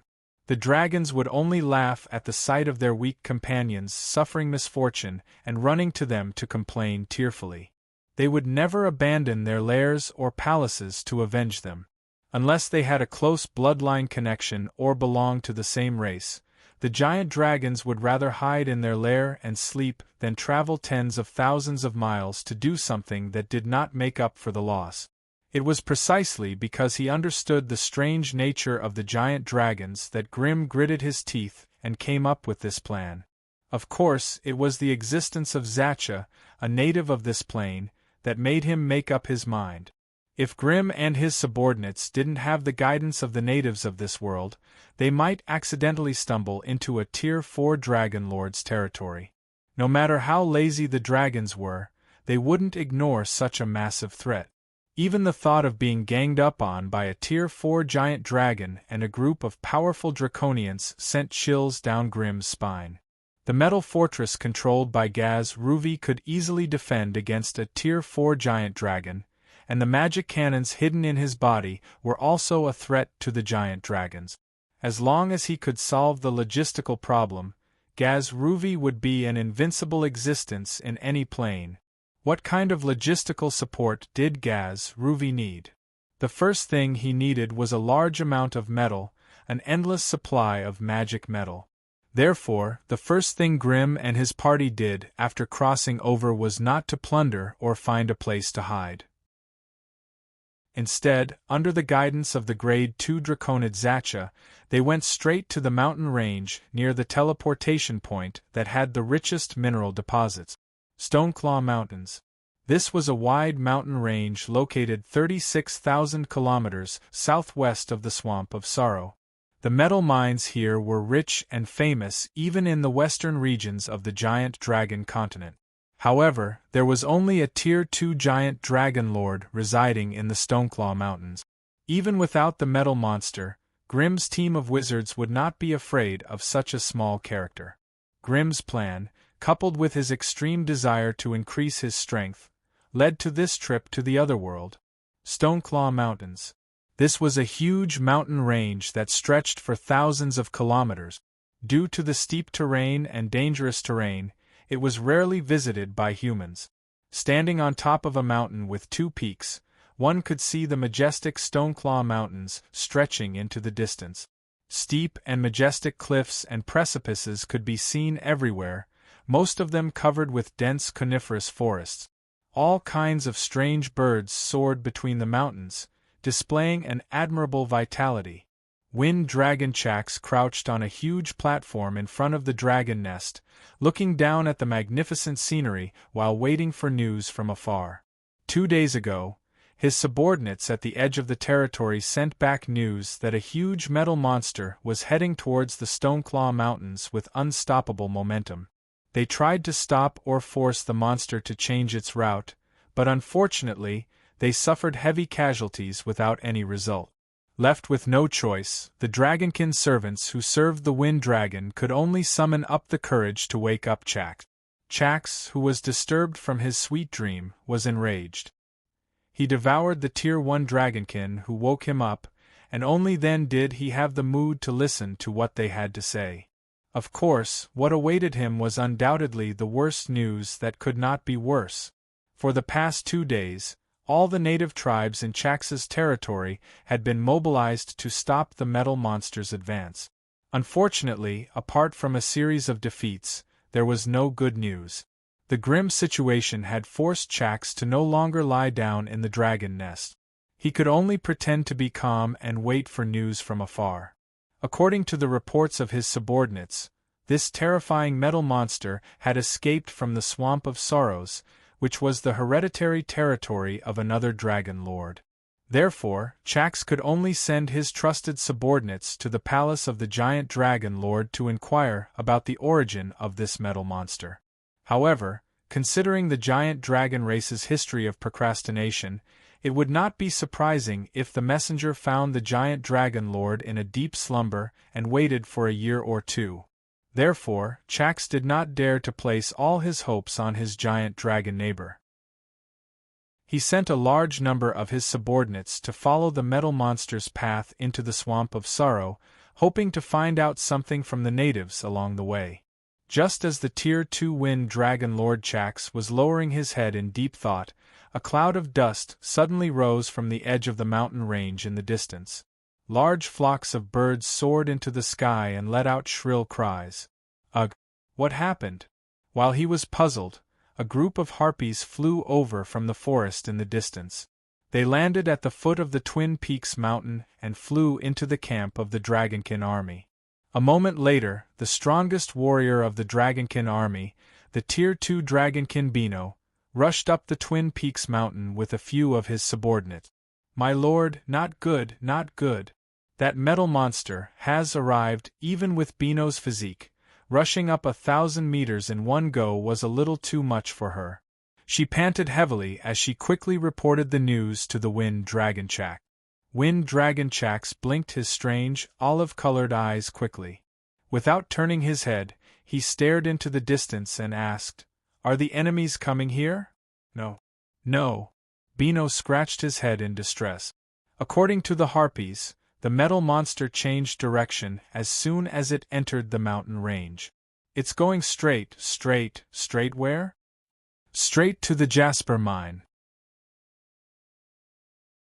Chapter 575. The Jasper Mine. It was a large metal mine located at the edge of the Stoneclaw Mountains. The ones working hard in the mines were the cave spiders and the hill dwarves. They obtained the ownership of the mine from Lord Chax by handing over a certain amount of metal ores on a regular basis.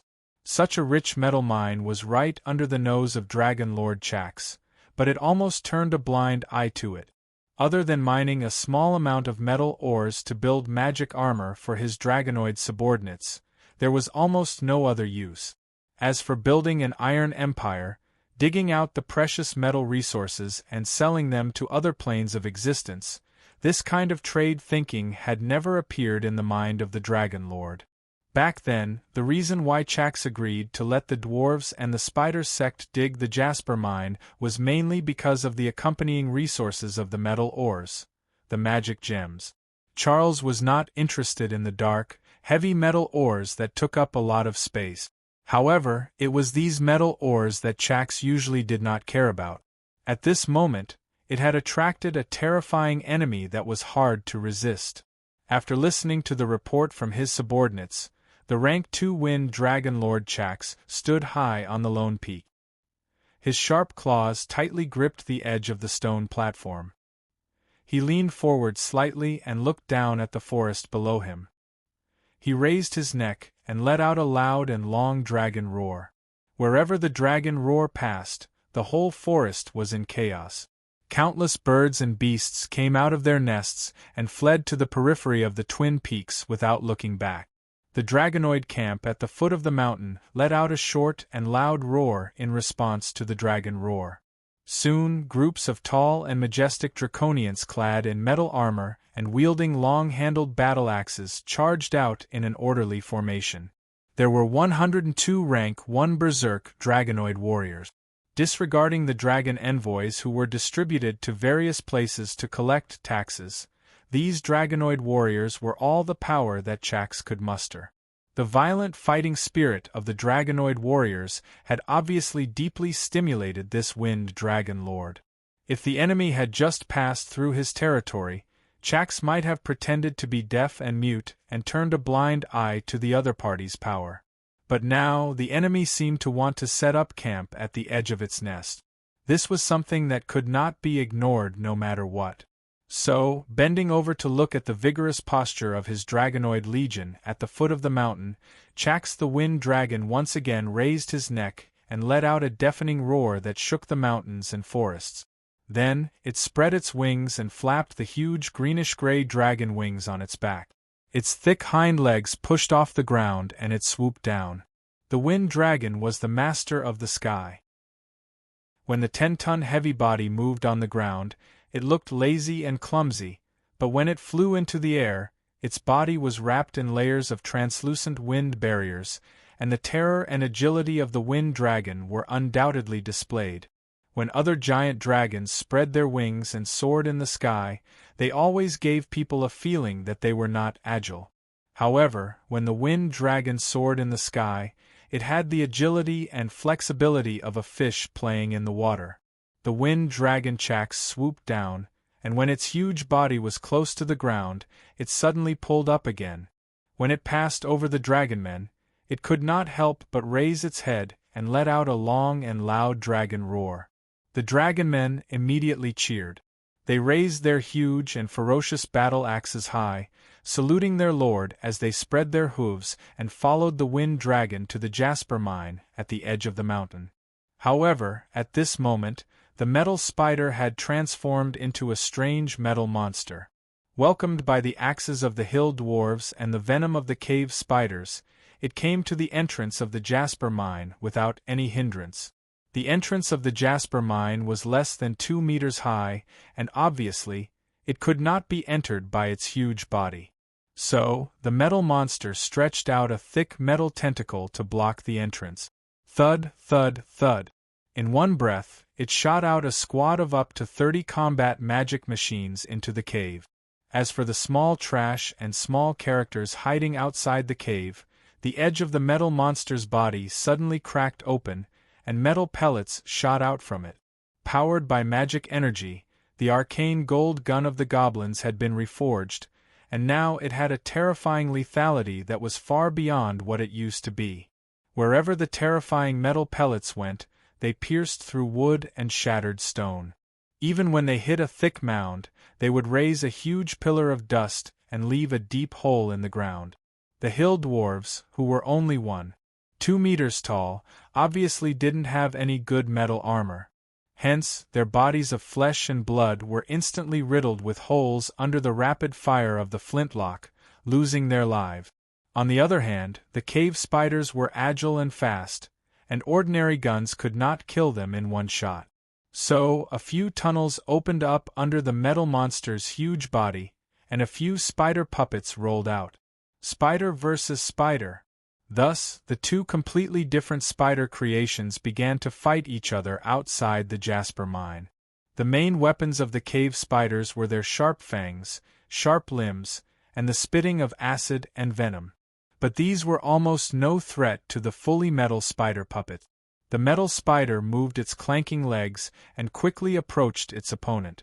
A few metal pipes suddenly extended from the disc-shaped protrusions placed at the top of its oval-shaped body, and a powerful flame was sprayed onto the bodies of the surrounding cave spiders. Grilled spiders. Almost in an instant, the cave spiders that had gathered at the entrance of the Jasper mine to protect their nests suffered heavy losses. They were all roasted into piles of black charcoal by the high temperature of the flames. After easily taking care of these hindrance trash, Gazlurvy's soul whisper echoed in the minds of all the wizards. "Sit tight, I'm going in." As more than 10 mechanical arms with high-speed rotating drills extended from the metal monster's body, the mine where the Jasper mine was located had obviously encountered a terrible disaster.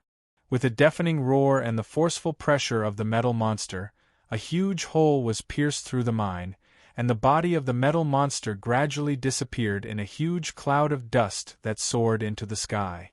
Just as the metal monster was struggling to drill into the depths of the mine, a long and loud dragon's roar suddenly came from the depths of the Stoneclaw Mountains. Along with the dragon's roar came a slight tremor and a deafening roar.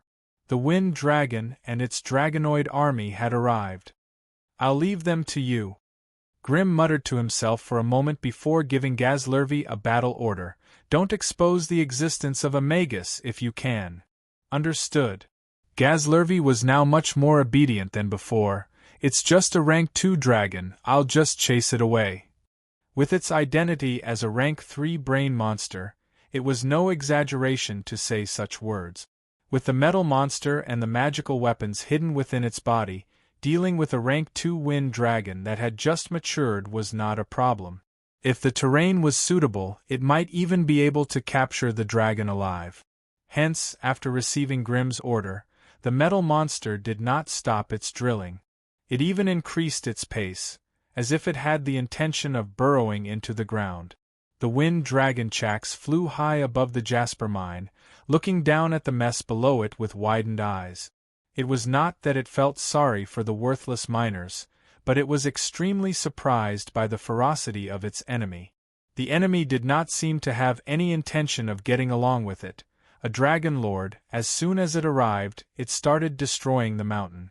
From the looks of it, it seemed like it wanted to drill into the mineral veins beneath the mine. Under the frenzied drilling of the huge metal monster, a large hole with a diameter of 100 meters had been dug out of the mountain. Half of its body had already sunk into the mine. "Damn it, damn it, damn it!" Chax cursed crazily. It was obvious that the enemy had ignored its existence. To a giant dragon lord, this was undoubtedly a blatant slap to the face. Unable to bear it any longer, Chax roared and folded its wings. Its slender body was like a sharp sword as it dived down from a height of 500 meters. The dragon was here. Of course, the wind dragon Chax's every move in the sky could not escape Gazlurvy's spiritual senses. When he saw the enemy diving down, Gazlurvy stopped his digging and ordered his huge body, which was like liquid metal, to prepare for battle. The manufacturing facilities in the metal monster's body were sent into the mine, and most of the magical weapons were moved to the side, exposed outside the mine. The uneven metal body had now become as smooth as a mirror, like a metal wall that had integrated with the mine. Suddenly, countless holes appeared on the wall, and black muzzles were exposed, aiming at the huge figure that was getting closer and closer. What is this? The wind howled. While its body was still diving down, Gazlurvy's huge eyes were already wide open, looking at the strange behavior of the enemy in confusion. Although it did not understand what the enemy was trying to do, with the keen intuition of a dragon, an indescribable intuition of death suddenly rose from the depths of its dragon soul. It would definitely die if it charged straight down like this. This feeling came so abruptly that it was even a little skeptical. Just when it was still hesitating whether to straighten its body or continue diving down to give the enemy a short-distance dragon breath spray, Gazlurvy's sharp vision suddenly captured hundreds of suddenly lit magic convergence points. The speed at which the enemy gathered magic, and the level of energy was so high that it simply left it speechless. The wind dragon was scared out of its wits, and it began to flap its wings desperately, trying to change its flying posture. Damn it! Chapter 576. Chax felt like it was going to die. Its nimble body was wrapped in layers of wind barriers. While dodging the oncoming energy beams, it constantly spat out short bursts of dragon breath to offset the damage caused by the dissipating energy. But even so, its thin and sturdy body still couldn't avoid being eroded by the powerful energy ripples. More than 100 energy attacks with an intensity of more than 100. The energy beams collided and refracted in the air, making it increasingly difficult for Chax to dodge. Most of the time, it was hit head-on by these irregular diffuse and refraction attacks. The wind barrier outside its body could effectively deflect most of the attack. If there were only 2 or 3 such attacks with its nimble body, it would only need a light flap of its wings to escape from the opponent's attack path. Unfortunately, it was facing over 100 energy light pillars today. The other party clearly intended to use this area of effect attack to make it unable to dodge or evade. Part of the wind barrier outside its body was deflected, and the fine dragon scales on the surface of its body blocked part of it. However, the remaining energy waves were still far beyond the limits of a Tier 2 dragon. The flesh covered by the dragon scales was severely corroded, and basin-sized dragon scales fell off piece by piece, revealing the unbearable charred flesh underneath. Tendons were scorched, flesh was corroded, bones were brittle, and blood was splattering everywhere. When Wind Dragon Chax finally broke out of the sea of light with a long and shrill cry, its robust body had been riddled with holes, and its flesh was badly mutilated. Large patches of dragon scales and wounds could be seen everywhere. Dragon blood rained down from the sky, and the air was filled with a pungent stench. Its huge dragon wings were also torn, and it could no longer ride the wind like before. The simultaneous firing of 100 magic cannons was no less than the simultaneous casting of 100 Tier 1 wizard. Although Chax the Wind Dragon was a Tier 2 dragon, and its body and physique far exceeded that of ordinary monsters, it still ended up in a terrible state. But after a moment of carelessness, it was baptized by the opponent's concentrated fire, and it still ended up in a tragic state. Only the WYRMS had the power to break free from the death trap. If it had been someone else with weaker magic resistance, they would have been turned into sieves and died without a complete corpse. Chax dragged his broken body and wailed mournfully as he struggled to get out of the range of the energy beam. Because it flew too fast, its half-burnt dragon tail even slammed into the cliff wall, rubbing against the falling rock. One round. In just one round, the ferocious Gazlurvy had used a super firework to cripple the Wind Dragon Overlord. the Wind Dragon Overlord could only howl and flee into the distance.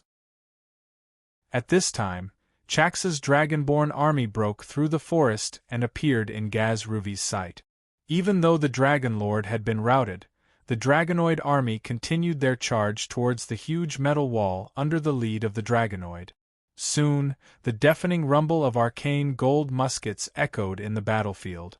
Metal pellets that were as dense as rain streaked across the battlefield that was almost 200 meters wide, striking the Draconid's metal armor and dense draconic scales.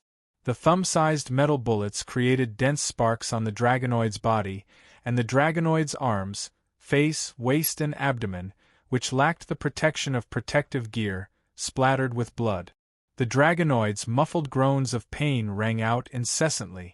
With just a torrential barrage of bullets, Gazruvi had kept the hundreds of Dragonoid warriors at a distance, making it difficult for them to advance. By the time the Dragonoids pulled out metal shields from their backs and were about to charge again, the magic cannons had finished their cooldown. The 100 terrifying cannons adjusted their angles slightly, and with a flick of a finger, a terrifying energy beam covered the entire Dragonoid army. The Dragonoid warriors did have strong physiques and inherited the extraordinary magic resistance of the WYRMS, but the level of their resistance was clearly not comparable to that of pure-blooded WYRMS. Just now, Chax the Wind Dragon had withstood over 100 attacks without dying, but the Dragonoid warriors clearly could not do the same. A single volley of magic cannons had killed almost half of the 102 Grade 1 Dragonoid warriors and the Grade 2 Dragonoid Legion commander. It was a tragic sight. Even so, the Dragonoids' perseverance and loyalty continued to motivate them. Under the leadership of the battered Dragonoid Legion commander, they continued their assault against the dense barrage of bullets. 2 consecutive volleys of magic cannons had also damaged the energy pipes in the metal monsters' bodies. While quickly repairing the pipes, the metal monster opened the metal wall and released 200 battle magic machines into the battlefield in one go. Thus, under the cover of the dense barrage of bullets, the 200 combat magic machines clashed with the Dragonoid Legion. There was no need for cheering or cheering. The moment the two sides clashed, it was a battle to the death. In terms of size, the Dragonoids were much taller than the combat magic machines, but their weight was about the same. One side was a muscular monster, while the other side was unyielding and unafraid of death. As such, the battle had reached its climax as soon as they regrouped. At this point, Bai Nuo, the Tier 2 Dragonkin Legion commander, had already gone berserk. Ignoring the bloody holes on his body, he brandished his massive battle axe and shattered 2 combat magical weapons that pounced at him. The sturdy mechanical body of the battle magic machine exploded into countless parts and sparks. However, there was not a single trace of flesh or bone fragments. This unexpected discovery made Bino's heart sink. The metal monsters they were fighting were not controlled by intelligent lifeforms. No wonder they were so fearless, using the lives of his comrades to fight these metal monsters that had no sense of flesh and blood. As the Legion commander, Bino could not help but hesitate. As the mixed-blood descendants of the Wind Dragon bloodline, the Dragonoids were able to cast Gale and Whirlwind Tornado. As the battle raged on, Dragonoids could be seen emitting white light from time to time, increasing their speed and slashing at the combat magic machines, sending sparks flying and parts flying. However, these combat magic machines were clearly difficult to deal with.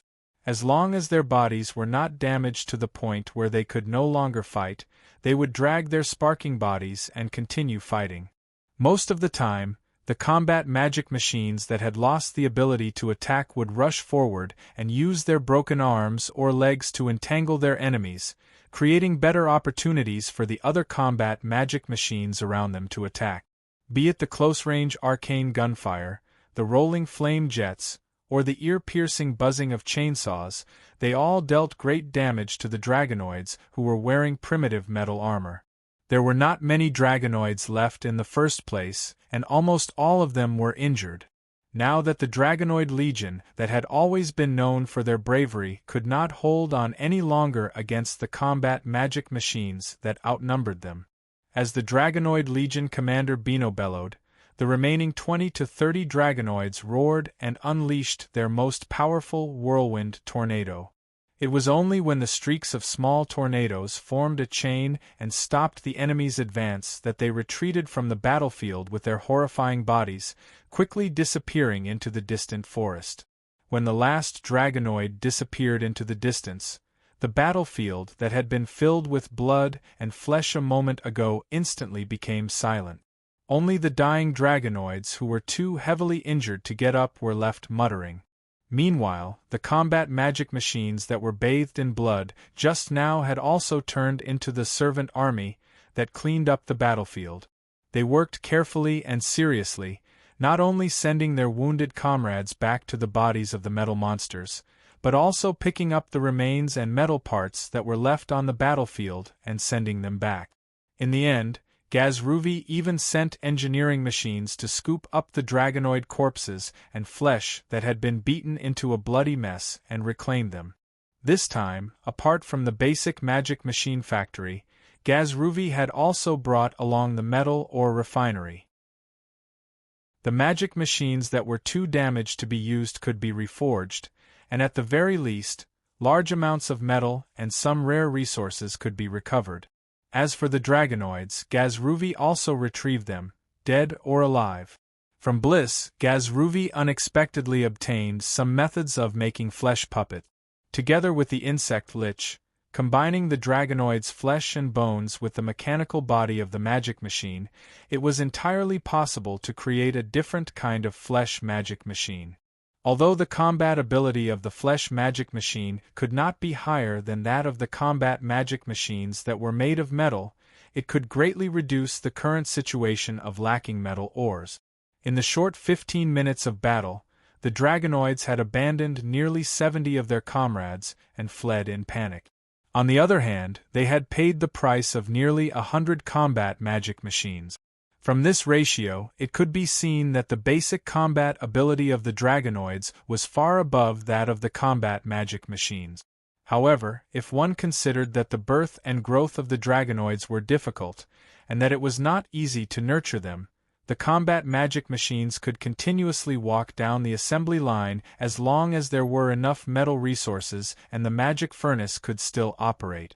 From this point of view, the cost-effectiveness of the combat magic machines was far higher than the Dragonoid.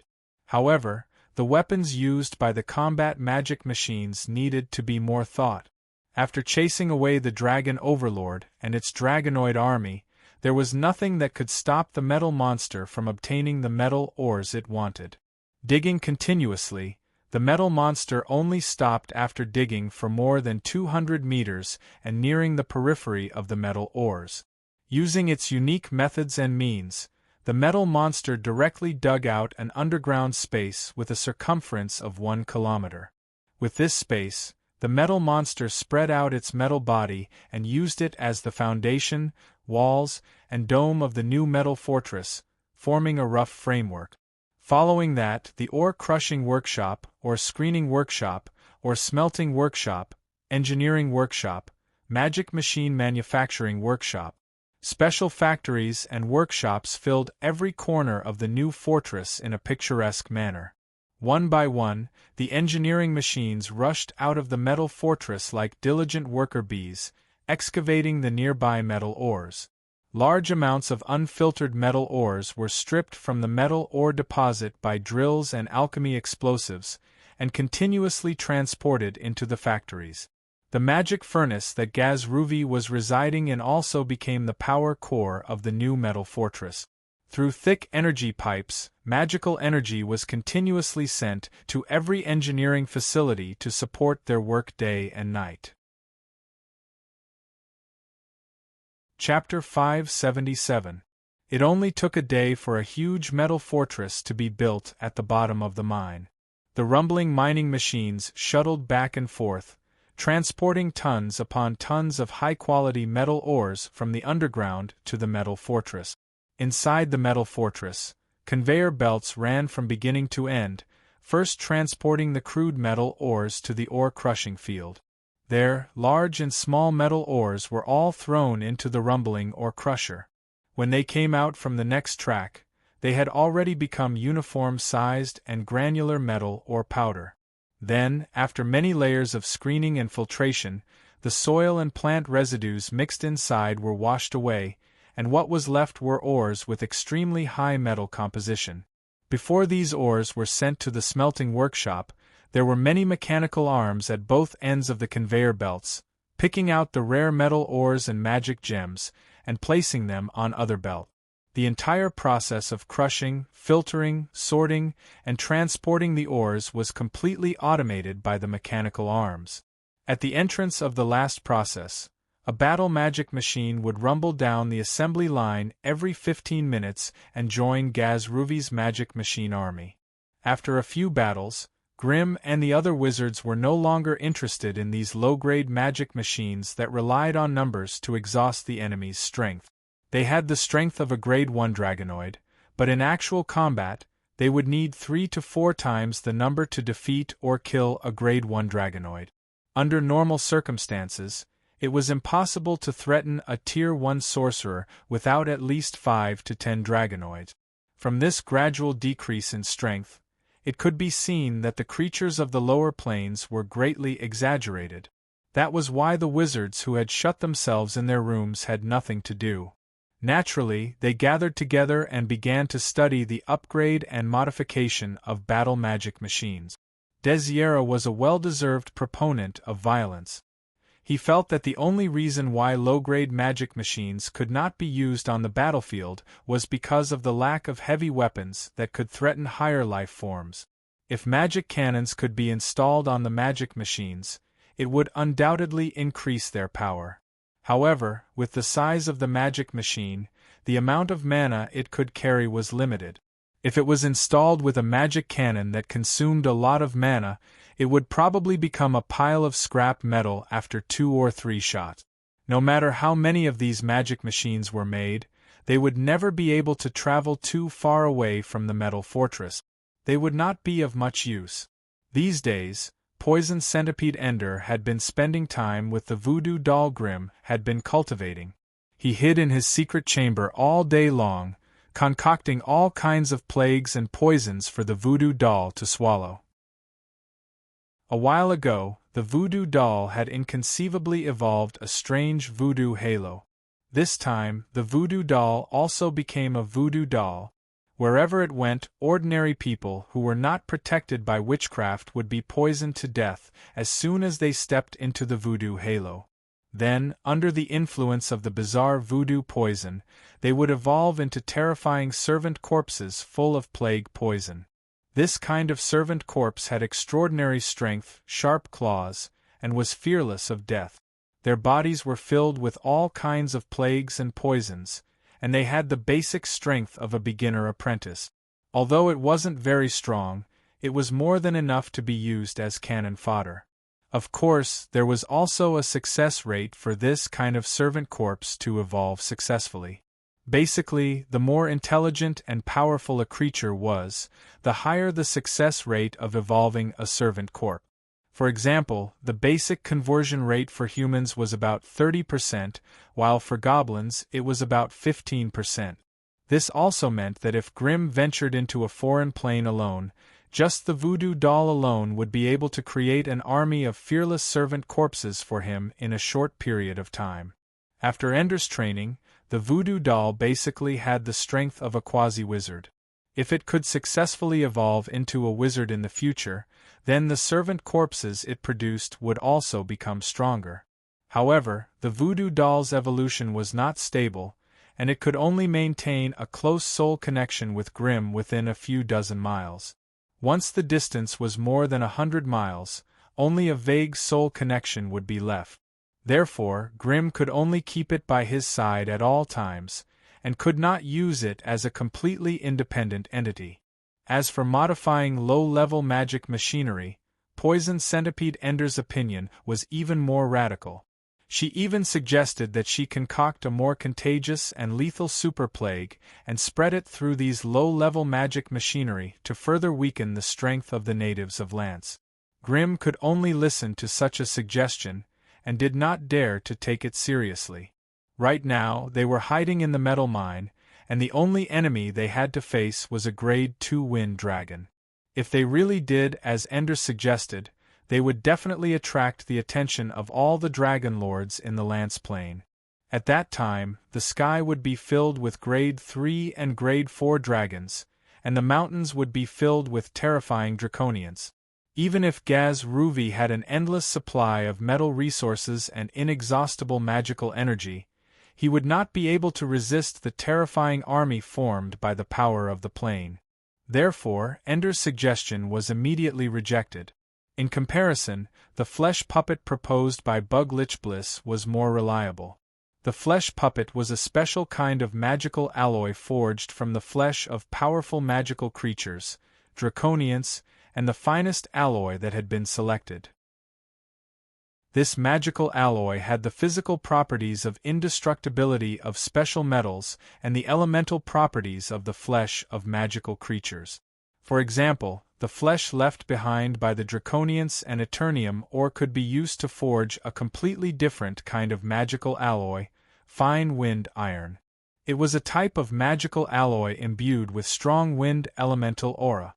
When armor made of fine wind iron was attacked, it would automatically form a wind barrier, deflecting and blocking 37% of melee attacks and 65% of ranged attacks. A magic sword forged from the fine wind iron would be accompanied by a whirlwind tornado every time it was swung. Heavier enemies would be trapped in place for 3 seconds, while lighter ones would be blown away and lose control of their bodies. A magic staff forged from the fine wind iron could speed up the gathering of wind elemental energy, increasing the might of a wind elemental magus spells. The only wind elemental magus in the family, Desera, was full of praise for this, using his own experiences to proclaim the benefits of the fine wind iron. Using the fine wind iron to forge magic equipment was undoubtedly too wasteful, and it was far more worthwhile to sell it in the magus world. The AI chip estimated that the flesh of the draconians in the first battle in Lance would bring the Crimson family about 200,000 to 300,000 magic crystals. In the past, Magi had always treated planar wars as a source of huge profits, and this was evident. However, this sort of profit wasn't something that anyone could obtain just because they wanted to. If not for the endless magic energy provided by the magic furnace and the impenetrable defense provided by the metal fortress, a single rank 2 wind dragon and 100 rank 1 draconians would be enough to flatten any small magus family. The Crimson family that Grimm had established would not even have the strength to resist, and would soon be drowned in the draconians' violent assault. Grimm's idea was to fuse battle equipment with his own elemental magic puppets to create an elemental metal magic puppet. The metal magic puppet's energy source came from the magic furnace, and it could also be supplied by elemental crystal cores. This would solve the problem of having a single source of energy. Elemental attacks were undoubtedly much faster and more powerful than those flashy goblin muskets and arcanite rifles. With the protection of a sturdy metal shell, the elemental magic puppet's weakness as a meat shield would disappear. However, the elemental magic puppet would be most compatible with the type of metal.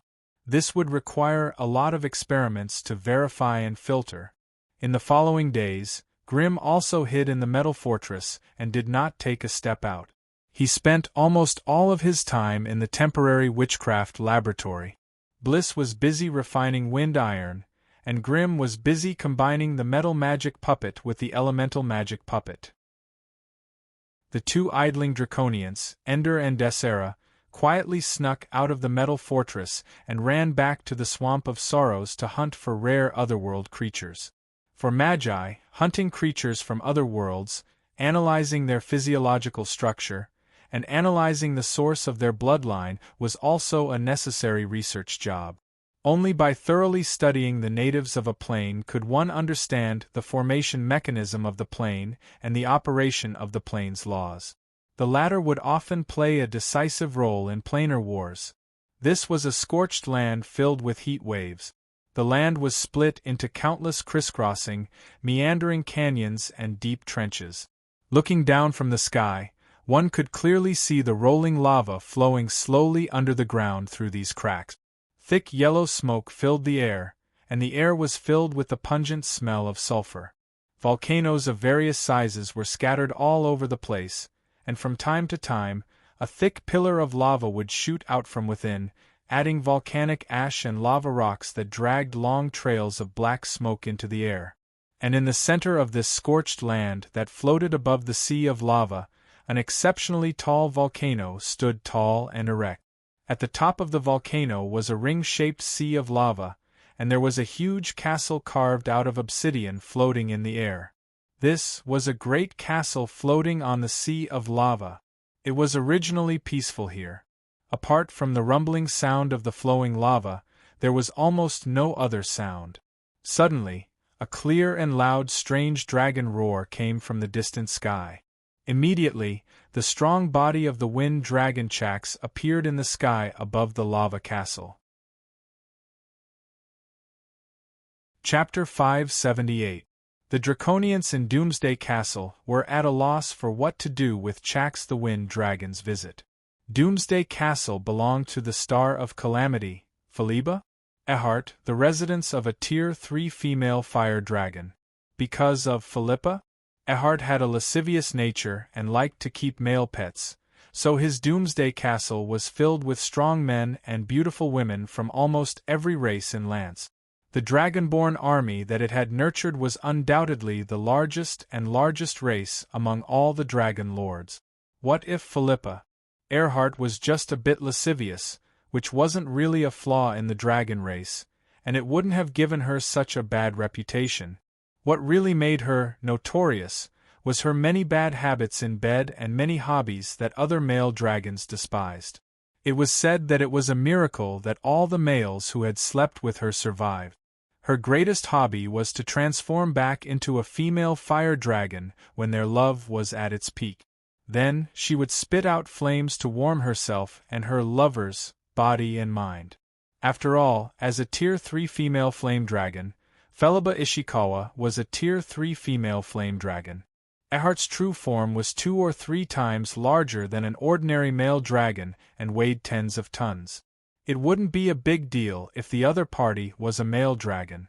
At most, he would be crushed to a small bone fracture. If it were any other race, they would have been crushed into a bloody paste long ago. But even if the strong male dragons could withstand the crushing pressure of Philippa's main body, it was still difficult for them to withstand the 4,000 to 5,000 degrees Celsius flames. This intensity was already comparable to the temperature in the core region of the lava sea.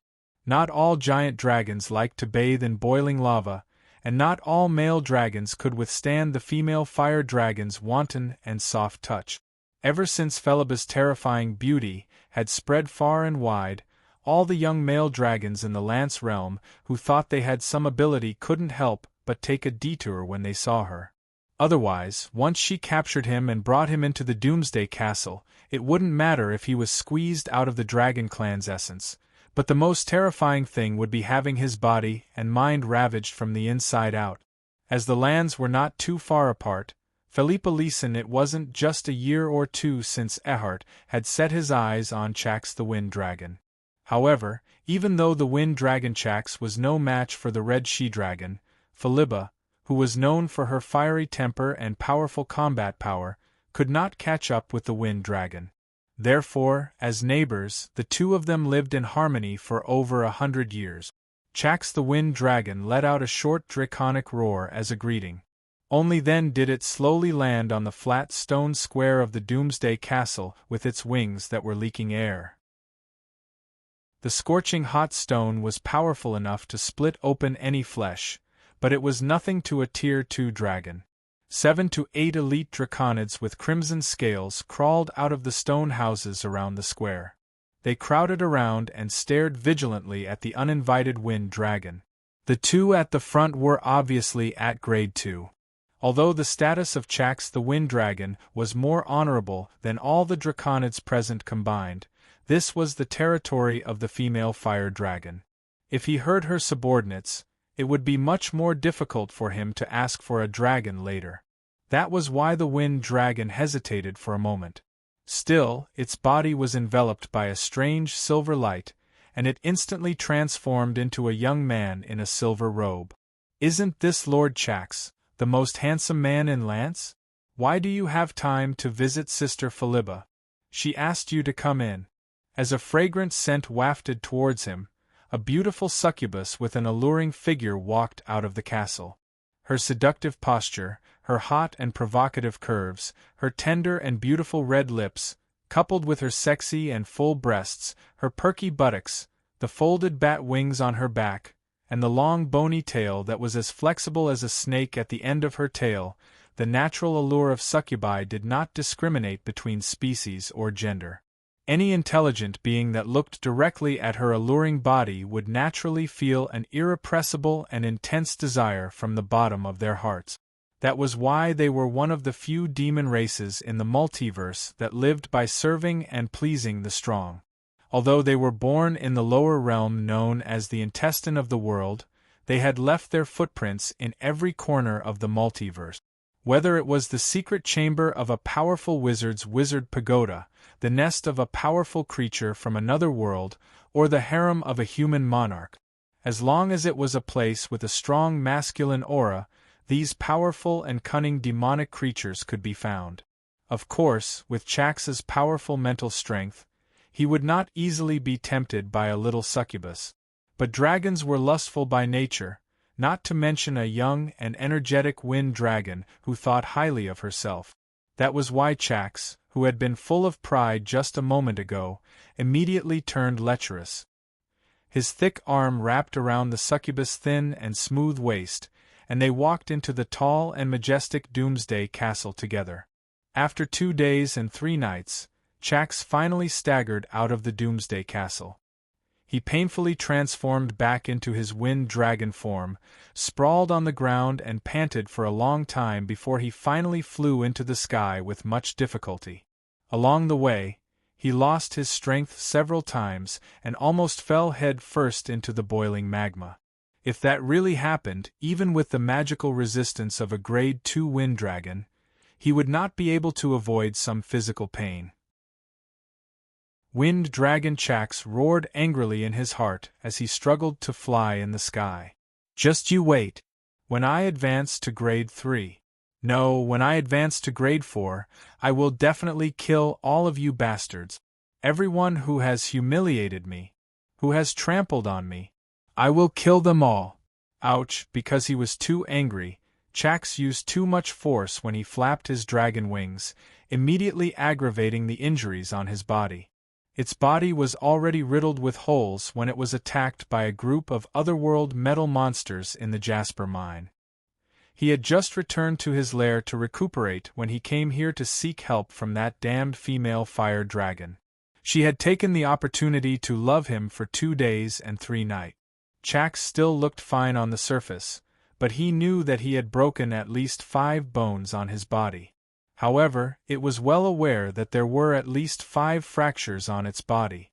2 of them belonged to the kind of fragile tree branches that had been repeatedly crushed by the berserker tank. The fact that he could still struggle to fly in the sky with such injuries was a testament to the extraordinary talent of the wind dragon race in flying. "Damned otherworld monster, just you wait. When the dragonborn army that the fat woman borrowed from me arrives, I will make you suffer 1,000 times the pain I am suffering now. I will tear you into thousands of pieces." Ouch! This time, Chax could no longer bear the pain. The pride of the great wind dragon race, Chax, let out a long hiss and fell from the sky. Fortunately, he had already flown out of the lava lake in this short period of time. Apart from leaving a large dragon-shaped mark on the scorched ground, his life was not in danger. This time, it took a full half an hour before the wind dragon flew back into the sky and staggered towards its dragon lair, Mount Shuangfeng. Mount Shuangfeng, as the name suggested, was a pair of strange peaks that faced each other from afar. One was taken over by the wind dragon Chax as a dragon lair, while the other was used as a bedroom for the beauties of various races. In the past, whenever he was in a bad mood, he would usually run to the bedroom to enjoy the flattery of the beauties of different races. Occasionally, he would also use them to give birth to some mixed-blood descendants for him. It was extremely difficult for pure-blooded dragons to give birth to offspring, but it was very easy for them to give birth to mixed-blood descendants with the opposite sex that had strong reproductive abilities. Therefore, the licentious and lustful dragon race would usually use breeding as an excuse to spread their essence all over the world, producing countless strange descendants in countless planes. According to the research of some meddlesome magi, even a certain branch of the kobold race, which had a large number of inferior races in all planes, had the bloodline of a dragon. When the Magi thought of a licentious dragon transforming into a kobold and fooling around with a female kobold tens of thousands of years ago, the Magi could not help but feel a chill run down their spine. Kobolds, hellfire dragons, hydra lizards, dragonborn, dragonblood goblins, human dragon disciples, almost all of the intelligent races that the sorcerers had heard of could be found in one of their branches, a part of the giant dragon's bloodline. From this, it could be seen that the combat power of the dragon race was simply astounding. At this moment, Chax had already been squeezed dry, so how could he be interested in having fun in the bedroom? Therefore, he flapped his wings and carefully landed on the platform in front of the dragon lair. With light steps, Chax had just entered the winding corridor when his heart suddenly quivered. He could vaguely smell an unusual aura in the air. It was like an indescribable smell of blood. There was an enemy. Almost in an instant, the wind dragon let out a short cry, and a flickering silver eye of truth floated above its forehead. In an instant, it illuminated the corridor in front of it and the dazzling mountain of gold coins at the end of the corridor. In the mountain of gold coins and gems, a curled-up and delicate figure was buried, as if preparing to ambush Chax. Unfortunately, although the other party hid well, she was completely exposed to the wind dragon's eye of truth. How did they hide from the Draconid scouts?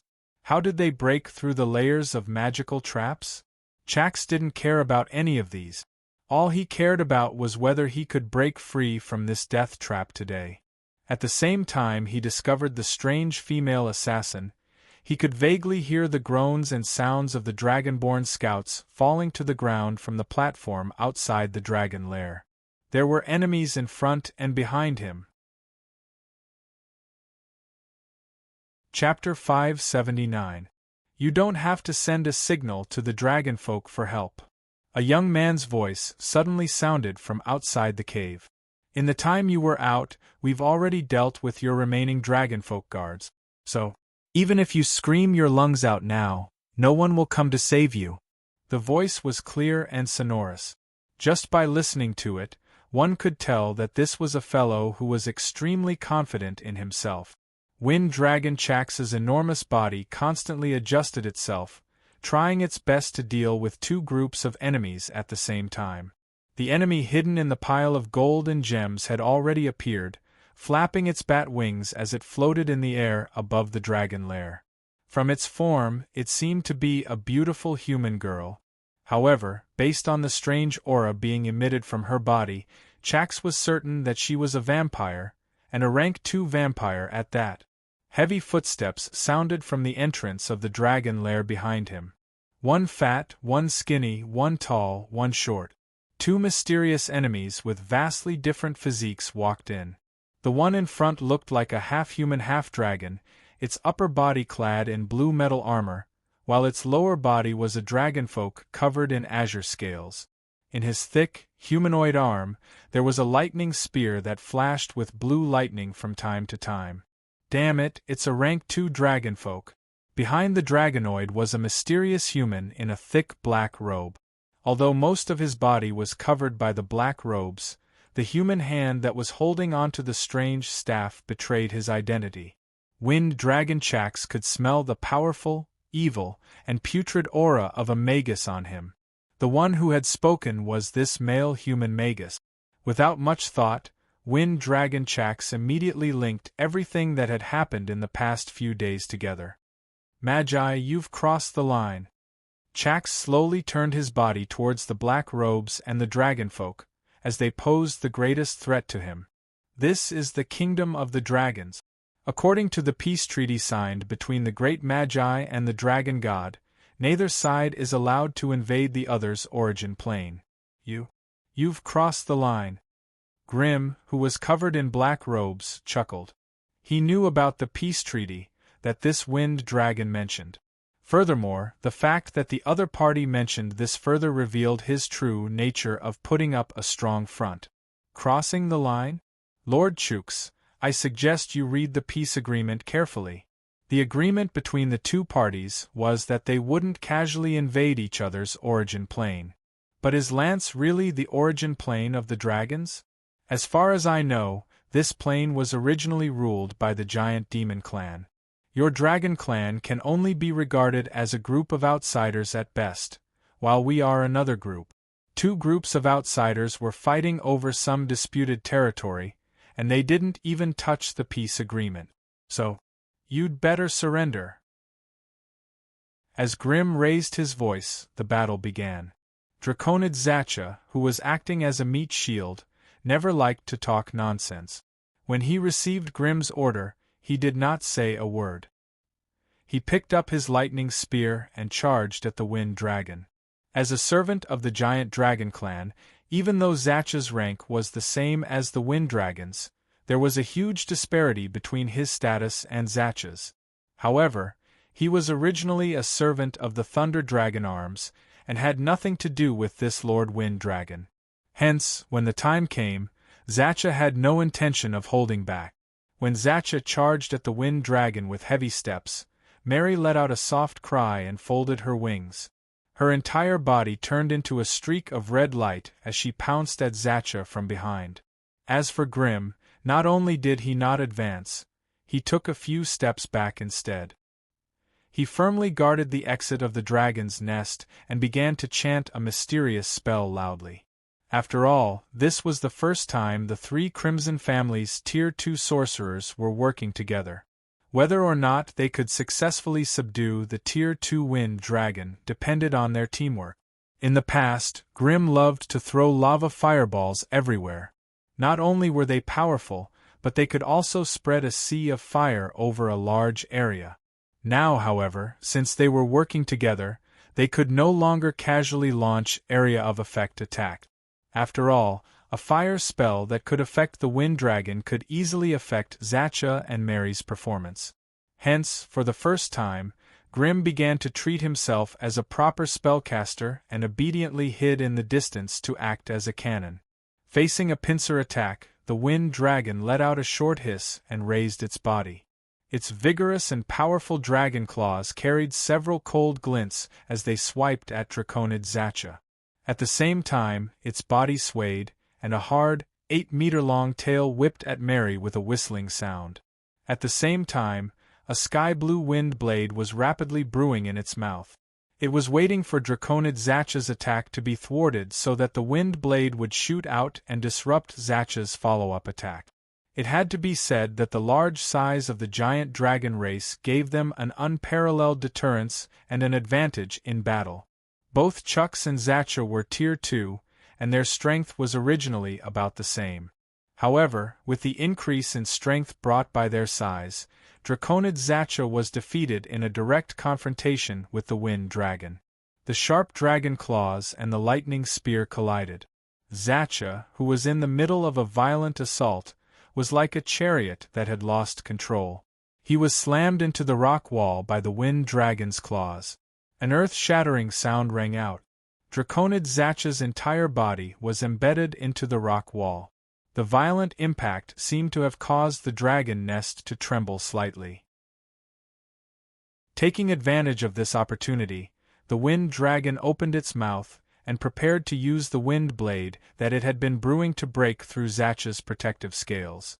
However, it suddenly felt a sharp pain in its back. Hence, the wind blade turned into a white light and brushed past Zacha's body, hitting the rock wall by a hair's breadth. A strange sound rang out, and a deep scratch about a meter long appeared beside the human-shaped pit. The wind dragon turned its head angrily, and its olive-colored vertical pupils instantly caught sight of a red figure that was quietly slipping away. A sky-blue whirlwind instantly revolved around the wind dragon's body, causing its body to move as fast as the wind. Chax pounced forward at lightning speed, and its huge fangs viciously bit at Mary, who had successfully launched a sneak attack. After Mary had advanced, her agility had also greatly increased. She flapped her bat wings and lured the wind dragon to jump left and right in the dragon nest. Every time, she would dodge the wind dragon's ferocious bite by a hair's breadth. The two figures, one big and one small, chased each other in the narrow space. They dodged each other's attacks and at the same time continued to attack each other. Once the two figures, one red and one white, increased their speed to the extreme, it was almost beyond the limits of Grimm's visual perception. Draconid Zacha struggled to break free from the rock wall. He spat out a mouthful of purplish-black blood, and his movements returned to normal. He roared, raised his lightning spear, and rushed forward again. At this time, the fire spell that Grimm had spent 37 fingers to complete had reached its final stage. His eyes flashed as he tried his best to capture the wind dragon's figure. At the same time, he carefully maintained the powerful fire spell in his hands. Meteor Blast. This was a powerful fire spell that he had derived after advancing to Grade 2, based on the Fire Core Explosion and Meteor Shower. In terms of power, it was the most powerful spell that Grimm had mastered. In fact, it was also a single-target spell, and its attack power could reach an astonishing 340 degrees. This was already the most powerful attack that Grimm could use. After a deadly chase, the wind dragon finally caught up to Mary with its superior speed. As the wind dragon released a powerful wind breath, Mary did not manage to escape the range of the wind breath, and she was immediately swept away by thousands of wind vortex blades. When Mary screamed and was pushed against the rock wall by the wind breath, enduring the countless wind vortex blades, Grimm's face darkened. He took a step forward, and the dazzling meteor blast in his hand finally shot out. At this moment, it was no longer a magma fireball that rose from Grimm's hand, but a small meteor shower. The powerful heat wave continuously roasted the surrounding land and air, causing everything to become illusory and floating. As Grimm finished his last incantation, the meteor shower in his hand streaked across the wide space of the mountain and struck the wind dragon's body with lightning speed. In the next second, a sun directly exploded on the side of the wind dragon's body. The violent and ferocious explosion swept across the entire dragon lair. The gold coins and gems that were originally piled up in the center of the hall were thrown into the air as if they had encountered a level 9 hurricane. Then, they quickly melted and disintegrated under the terrifying heat wave. The solid rock walls around the dragon lair were also corroded layer by the impact of the heat wave.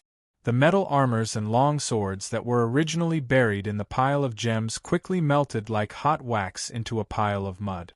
The wind dragon that was hit by the meteor blast on the side of its abdomen did not even last for a second before it burst like a soap bubble.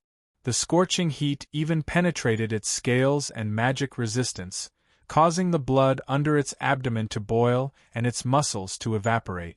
A terrifying huge scar appeared there. After a moment, with a loud explosion, the flesh under the scar burst open.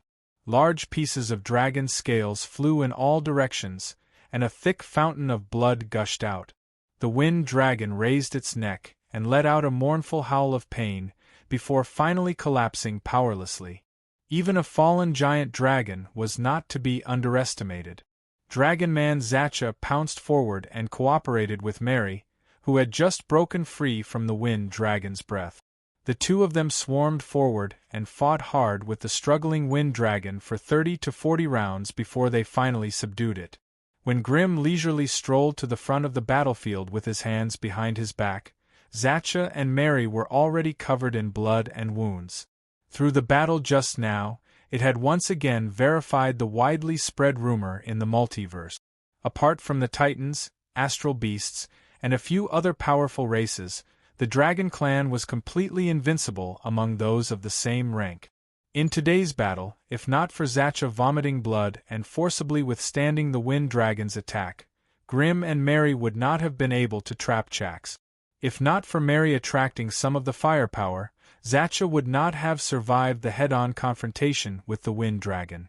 And the most critical heavy blow was delivered by Grim. Without him, Zacha and Mary could only entangle the Wind Dragon, but it would be difficult to defeat it. Therefore, it could be said that the three of them were indispensable. Without one of them, it would be difficult to defeat the Wind Dragon Lord today. But even so, Grim still had some doubts. Chapter 580. Grim's suspicions were quickly answered. Wind Dragon Jax was not an unyielding man. Mary had only threatened to suck a little of its blood, and it had already spilled all its secrets to her. A rank 3 female fire dragon. An organized army of Dragonborn. Hearing this news, Grim felt a headache coming on, frowning at his bad luck once more. A rank 2 dragon was considered a small fry in lance, and no dragon would care if one or two of them died. However, a rank 3 dragon was a completely different story. To put it bluntly, a rank 2 dragon was like the mayor of a remote village in Lance. If it died, it would not cause too much of a commotion. However, a rank 3 dragon was like the lord of a city. This kind of fellow usually had a wide circle of friends, and their dragon bloodlines were complicated. A single mistake could attract the attention of a rank 4 dragon. With the strength of Gaz Ruvy's metal fortress, it would be difficult for him to go against a rank 4 dragon. To be honest, they were just stowaways, and it would be best if they did not attract the attention of a large number of dragons. By the time they settled down here for a year or so, the resources in the metal fortress would be fully utilized, and new types of strengthened magic equipment would flow out of the assembly line. That would be the golden age for the Crimson family to develop Lance on a large scale. They could attack, and with a large number of magic equipment as cannon fodder, it would not be a problem to wipe out the natives here. They could retreat, and if things went south, no matter how many cannon fodder they lost, as long as the Magi could retreat to the metal fortress in time, the Crimson family would not have to worry about their roots being destroyed. At that time, as the patriarch of the Crimson family, Grim would only have to worry about the profits his family could make in Lance, and he would not have to worry about being chased out by the dragons. However, just as the three of them surrounded the Wind Dragon and discussed their next move, a low and hoarse female voice suddenly came from behind them. Ugh! Although it's a little sudden, I still want to ask, can the few of you let me have this Wind Dragon? The newcomer's voice wasn't loud, but it struck Grim and the other two like a bolt of lightning, causing them to break out in cold sweat. Grim slid backwards and tapped the air with his wand. 6 flaming shields instantly appeared out of thin air and quickly revolved around his body. Dragonman Zachary was indeed the most loyal servant in the world. He roared in a low voice and brandished his lightning spear, standing in front of Grim. Mary let out a soft shout, and the blood mist around her surged, leaving behind a hazy and illusory blood-colored doppelganger in an instant. Her real body was nowhere to be seen. Choosing to ambush Jax in the Wind Dragon's lair was something Grim had planned after obtaining accurate information.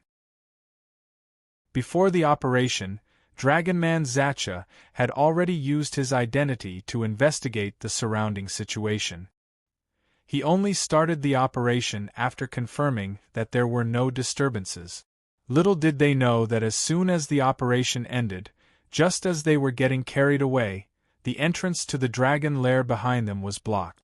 After quickly setting up his personal defense, Grim began to size up the mysterious man who had suddenly appeared. The newcomer was a woman. Her face was covered with a black cloth, and her facial features could not be seen. However, based on her exposed eyebrows and skin tone, it was obvious that she was a human, and a powerful female assassin at that. He had to admit that her figure was not bad.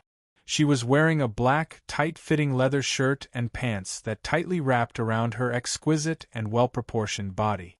From afar, she was indeed pleasing to the eye. However, the weapons she wore did not match her figure. She carried a huge three-edged scythe on her back, and there were 2 mysterious scimitars at her waist. She also wore a pair of black claw gloves on her hands, and her 10 fingers shone with a dark luster. When the light breeze blew past the cave and through the gaps between the claws, Grim could even faintly hear the mournful hiss of the dragon before its death. A human female assassin? Grim could not help but gasp in surprise. The other party was obviously not a native of Lance, so why did she suddenly block them here? With the help of the AI chip, Grim's gaze roamed over the other party's body. This was not because Grim was lecherous, but because there were too many things about her that he could not understand. A dragon tooth necklace, a dragon bone ring, a dragon eye pendant, a dragon horn dagger. With the AI chip's penetrative scan, Grim had sufficient reason to suspect that the material of the other party's clothes was dragon skin. The scythe on her back and the 2 short blades at her waist, as well as the finger gloves on her hands, all had traces of the dragon soul's curse. If these were all made from dragon plate materials, then the person in front of him was extremely powerful.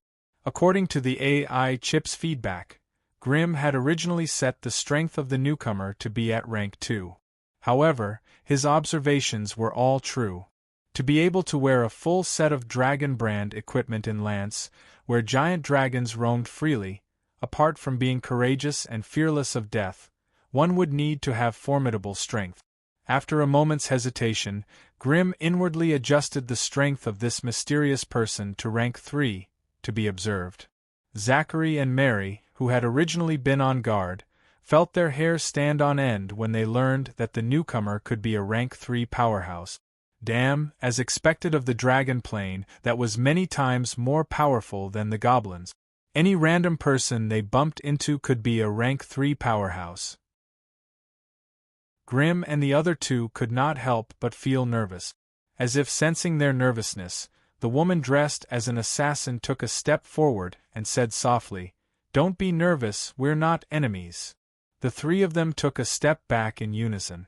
Grim hesitated for a moment and could not help but ask softly, "May I know who you are? Why are you here?" "I'm obviously here for the fellow behind you." The mysterious woman smiled coldly, her gaze landing on the wind dragon Chax, who was crawling on the ground, unable to move.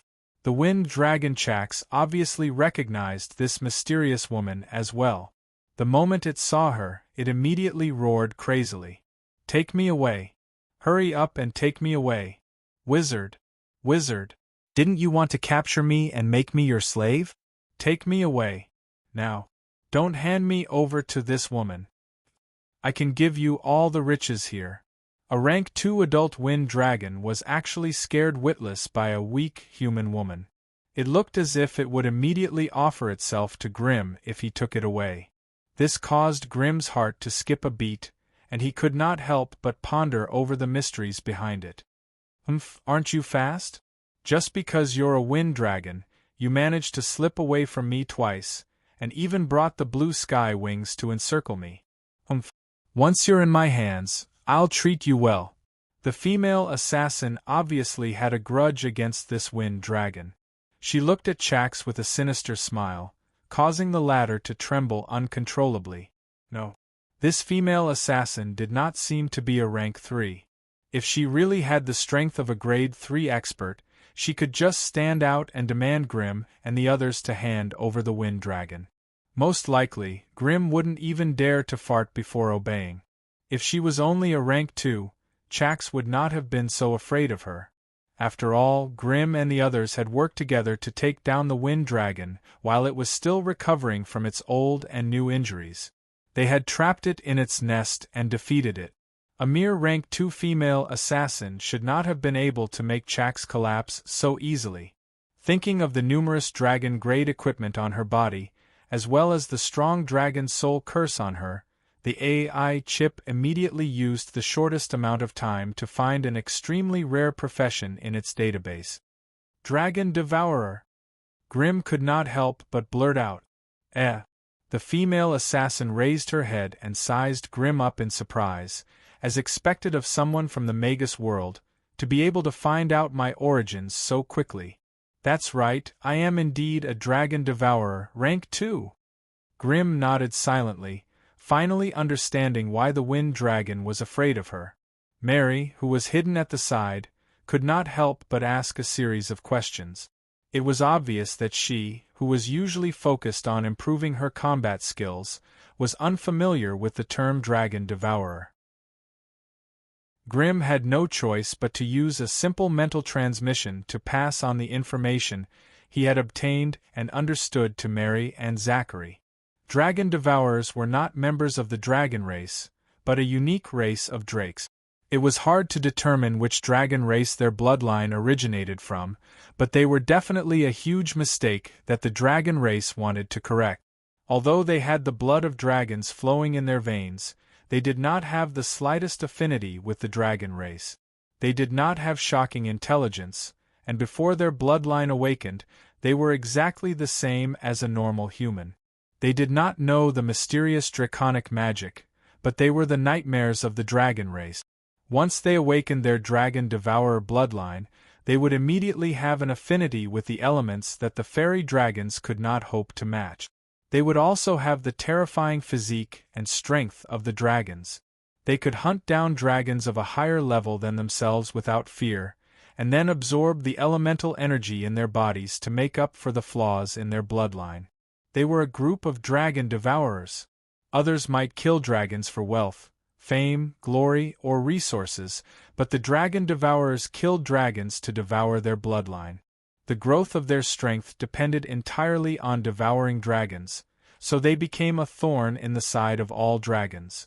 Any dragon that heard the name of a Dragon Devourer would immediately summon all their dragon companions, and with the power of the group, they swore to hunt down the Dragon Devourer.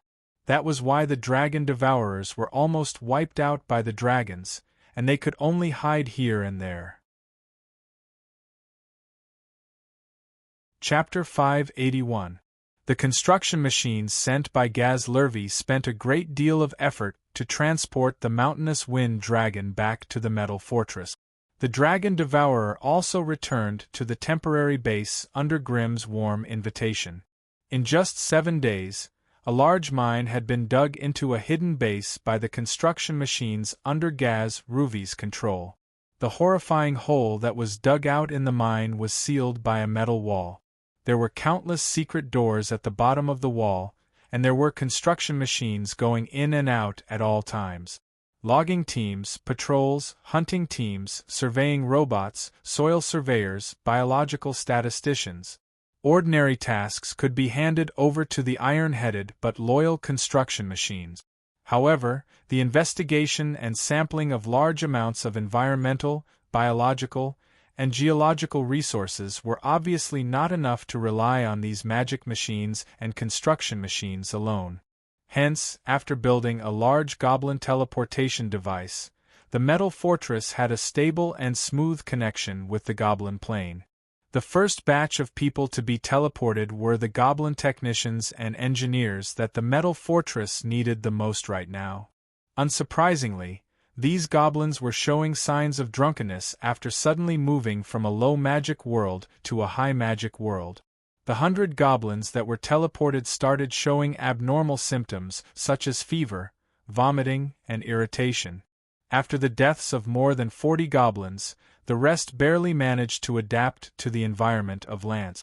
With this group of capable helpers, the various engineering and battle magical equipment that Gaz Lurvy had created also had a leader. A goblin technician commanding 4 to 5 magic machines could perfectly carry out Gaz Lurvy's tasks of exploration, investigation, sampling, logging, hunting, and so on.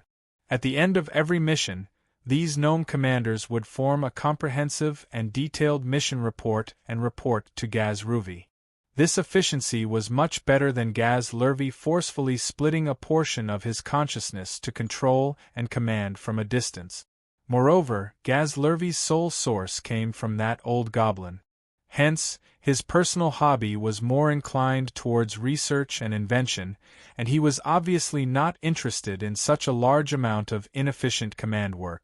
In order to be able to jump out from this repetitive, inefficient, and brain-exhausting commander position, Gaz Ruvi specially opened a large secret chamber in the core area of the metal fortress, transforming it into a mysterious brain pool, and began to plan to cultivate a new sub-brain.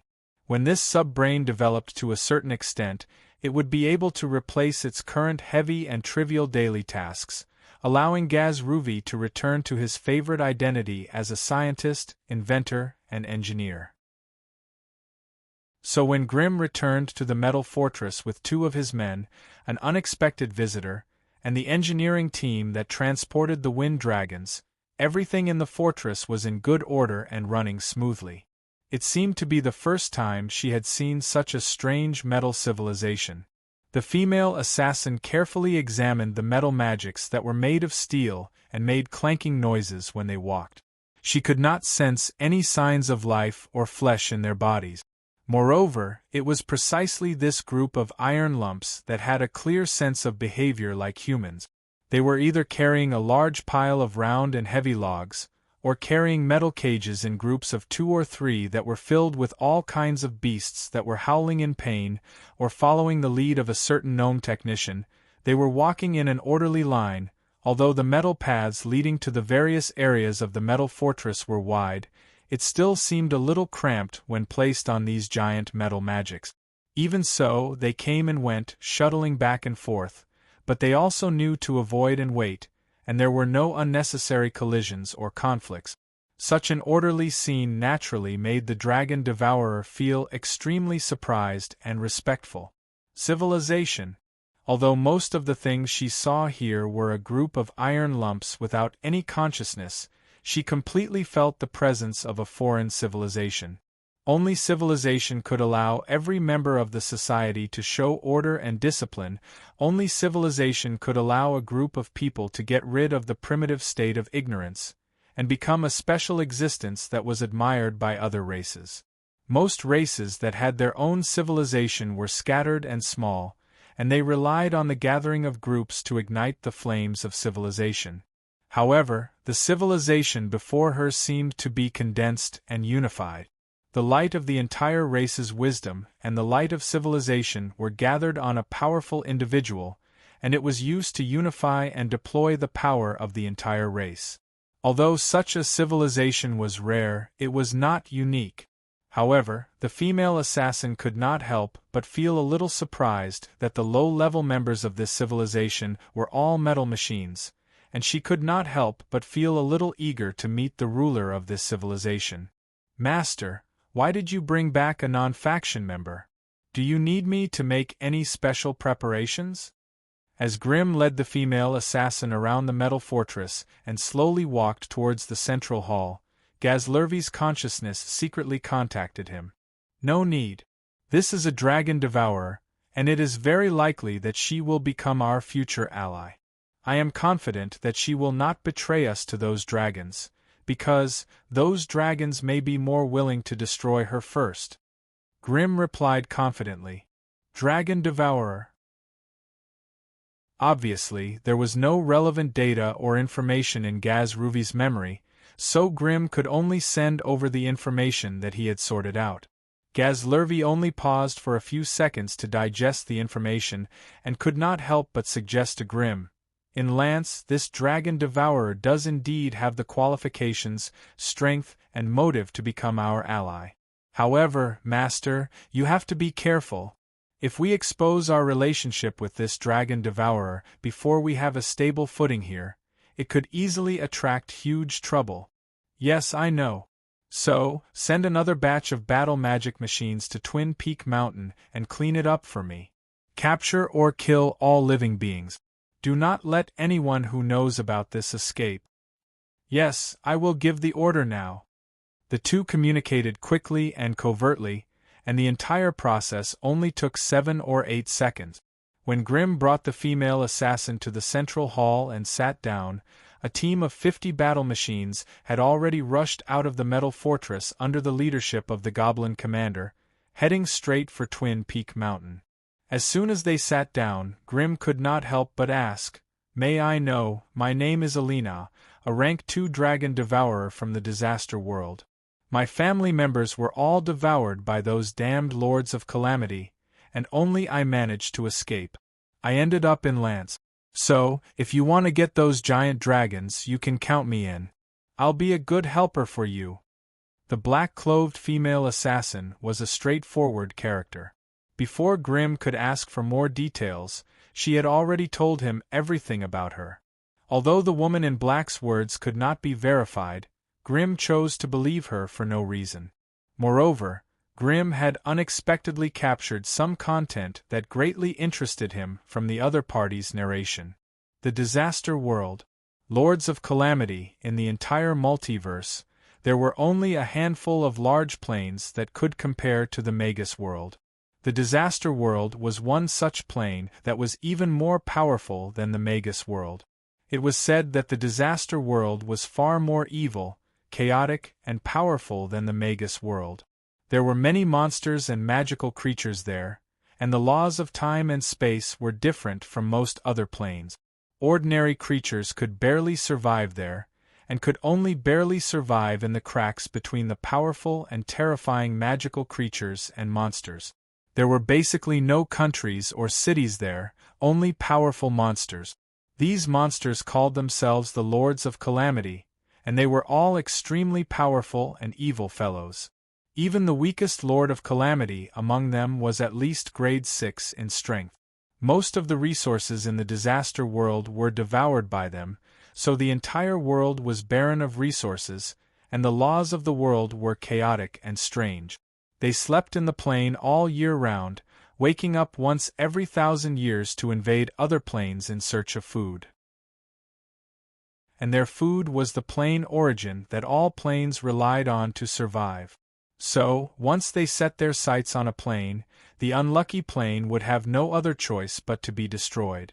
Although the Magi were evil enough, constantly expanding their territory and space, constantly plundering the resources, population, and land of the enslaved planes, these were all resources that the plane could recover on its own. However, these were all resources that the plane world could recover by itself through recuperation. How could it be like the Lords of Calamity, who directly devoured the origin energy that supported the plane world's operations, causing a complete plane world to walk the path of destruction? So, although the Magi leaned towards evil, they were still a group that pursued order. However, they pursued the good order that they established under their rule. This path of development was obviously incompatible with the Lords of Calamity who destroyed everything. Hence, there were many times and places where Magi and Lords of Calamity engaged in fierce and bloody battles. As for the Lords of Calamity and the Thunder Titans, they were the two opposing factions with the most serious conflicts in the multiverse. Both sides fought fiercely in countless outer planes, destroying countless planes and spaces. Chapter 582. His conversation with Olivine was pleasant and relaxed. There was no conflict of interest between the two.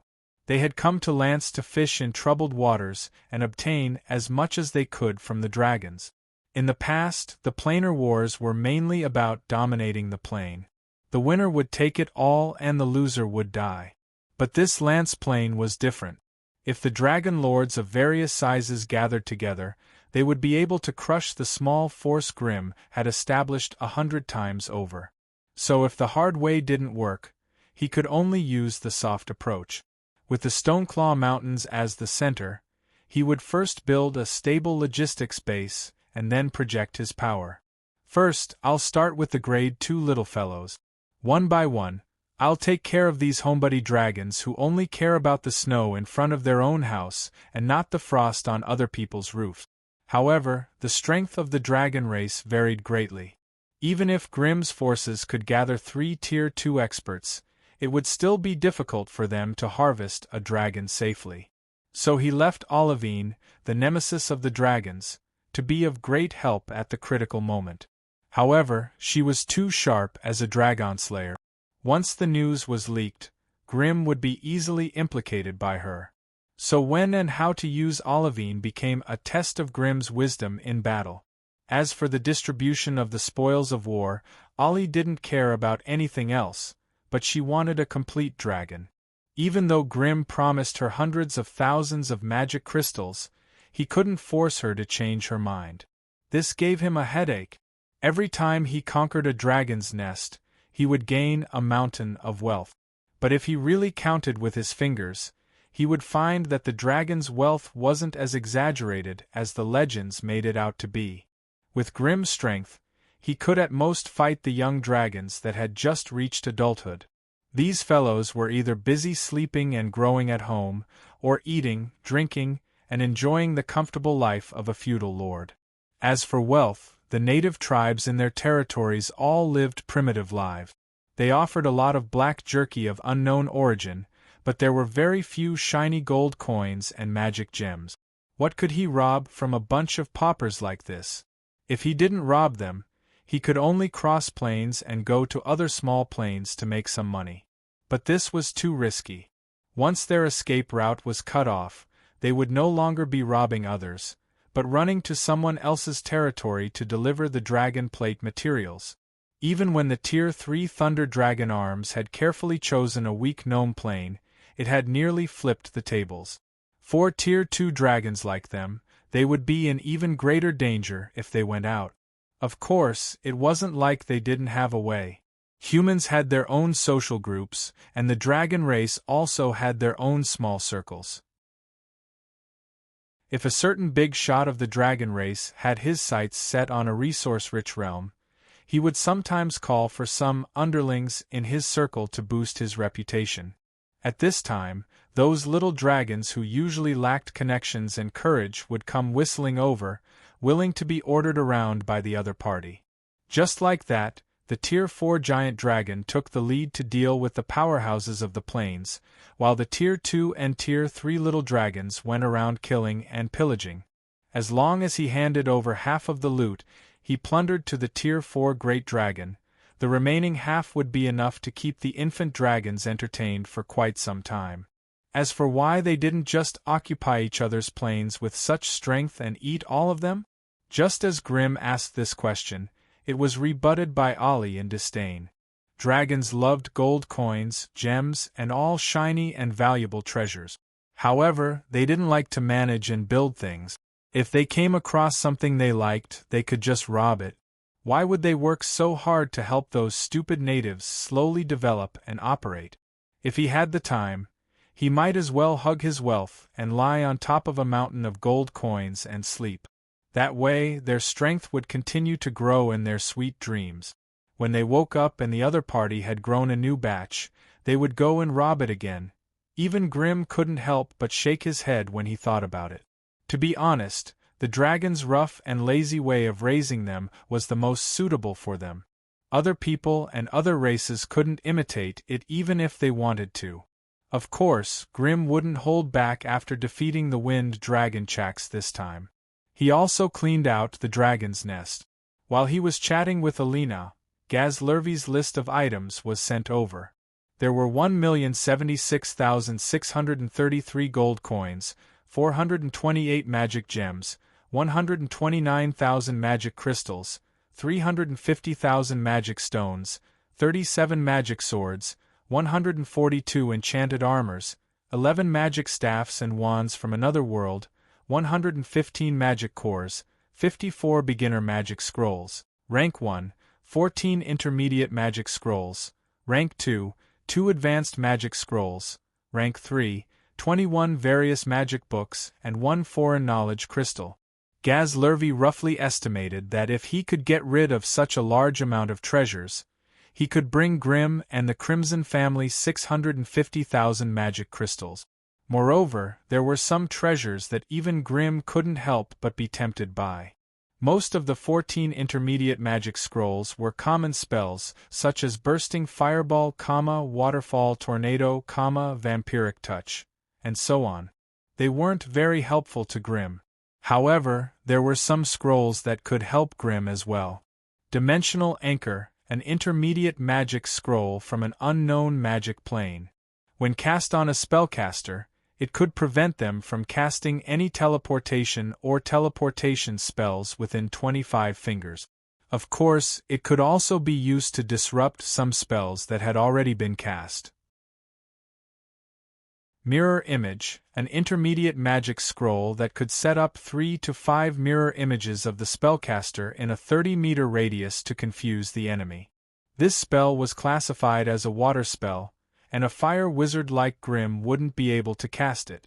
Therefore, it was better to have one with him just in case. What helped Grimm the most were the 2 advanced magic scrolls, Otherworld Teleportation and Finger of Death. According to the classification of magic power, these 2 scrolls already had the power of a rank 3 spell. Otherworld Teleportation could randomly teleport the user to a foreign plane. The probability of it being in a material plane was only 13%, and the higher probability was that the user would be teleported to the terrifying underworld. After all, almost all material planes rejected visitors from other planes. Only the underworld did not reject visitors, and they even welcomed those bumpkins from material planes to die in the dirty underworld.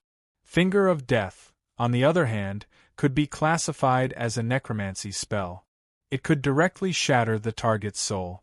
The power of the spell was around 320 degrees, and it ignored defense. Of course, the damage of Finger of Death could be partially reduced by magic protection and the target's vitality, but the 320 degrees of soul damage that ignored defense was still extremely terrifying. With this scroll, even a rank 2 creature like Zacha the Dragon Man could be killed in one hit. If it was cast properly, Zacha would not even have the chance to fight back. However, it would be difficult to use it against a dragon. After all, the souls of dragons were extremely tough, and their magic resistance was also very outstanding. It was still unknown whether this rank 3 Finger of Death could kill a rank 2 dragon. Moreover, even if it could, Grimm would not waste it like this. After all, a living giant dragon was the most valuable thing.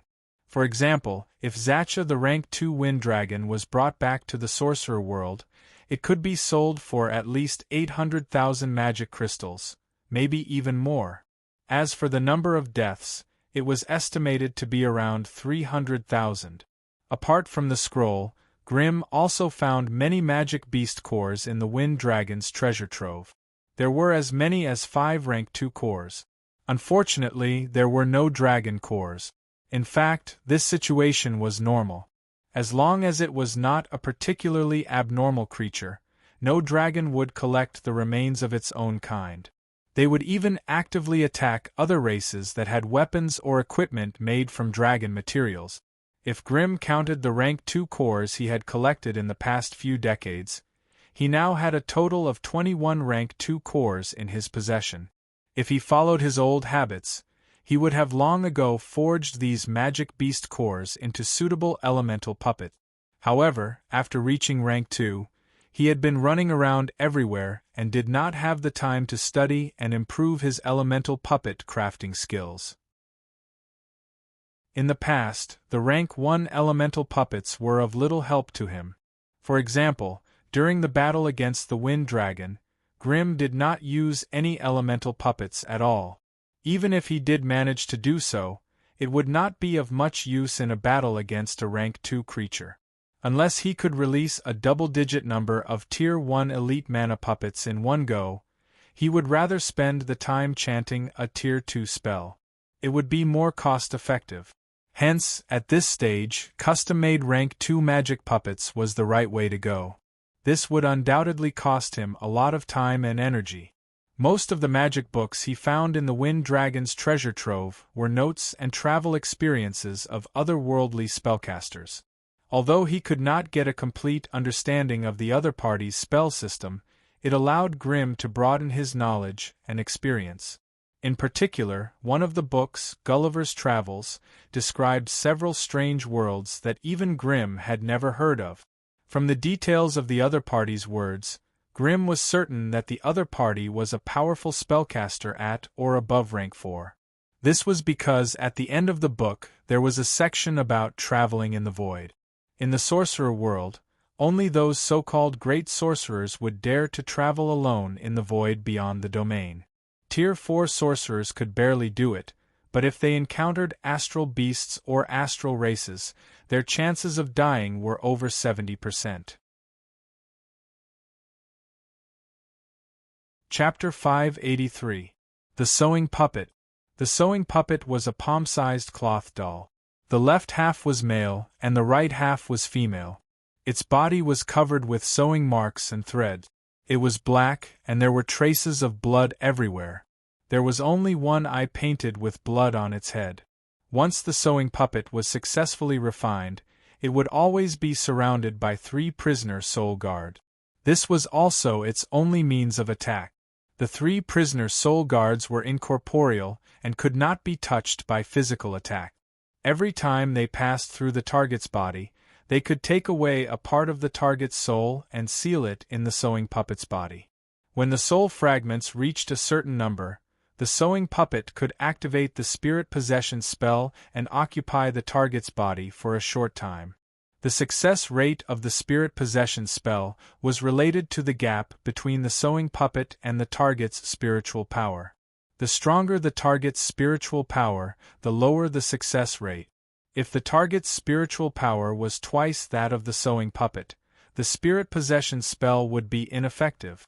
Putting down the knowledge crystal, Grimm analyzed it and could not help but sigh at the vastness and strangeness of the magic world. The combat ability of such a puppet was not strong, but it was extremely strange and unpredictable. If one did not have the corresponding means to deal with it, it would be easy to be taken down silently. And this knowledge crystal should have come from the hands of a profession called Soul Master. Soul Masters were not a race, but a special profession. They could be any race, any life form, and the specialty of their profession was to divide souls to create all kinds of strange soul slaves. These soul fragments cut from their own souls had a close connection with them that could not be separated by any magic, and they never had to worry about betrayal. The slaves made from soul fragments were incorporeal, so they could ignore all physical defenses and directly attack the enemy's soul and spiritual consciousness. Moreover, the soul slaves were originally one with them, so they could command them as if they were their own arms. Even if they were separated by a long distance, they would not feel sluggish. However, this kind of slave also had an obvious weakness. Once it was destroyed, it would cause damage to the soul master's soul, and it would take a long time to recover. If too many soul slaves were destroyed by the enemy at once, the soul master might also face the danger of soul collapse and spiritual consciousness perishing. Therefore, like the two sides of a blade, safety and danger coexisted. At the end of the knowledge crystal, there was, of course, the method to create the sewing puppet and the spirit possession ritual. With Grimm's current ability and strength, he could definitely do it. Therefore, after hesitating for a while, Grimm put the knowledge crystal into his pocket and began to calculate the cost-effectiveness of the sewing puppet. The Swamp of Sorrow. Dirty swamps and puddles were next to each other. Looking into the distance, all he could see was this kind of muddy land filled with dark silt and stinking black water. His line of sight was blocked by layers of thick mist, making it difficult for him to see far away. The swamp was thick and the swamp was covered. The swamp was the of the puppet was puppet of the sea. A puppet. Every pool in the Swamp of Sorrows could be home to some cunning lurkers.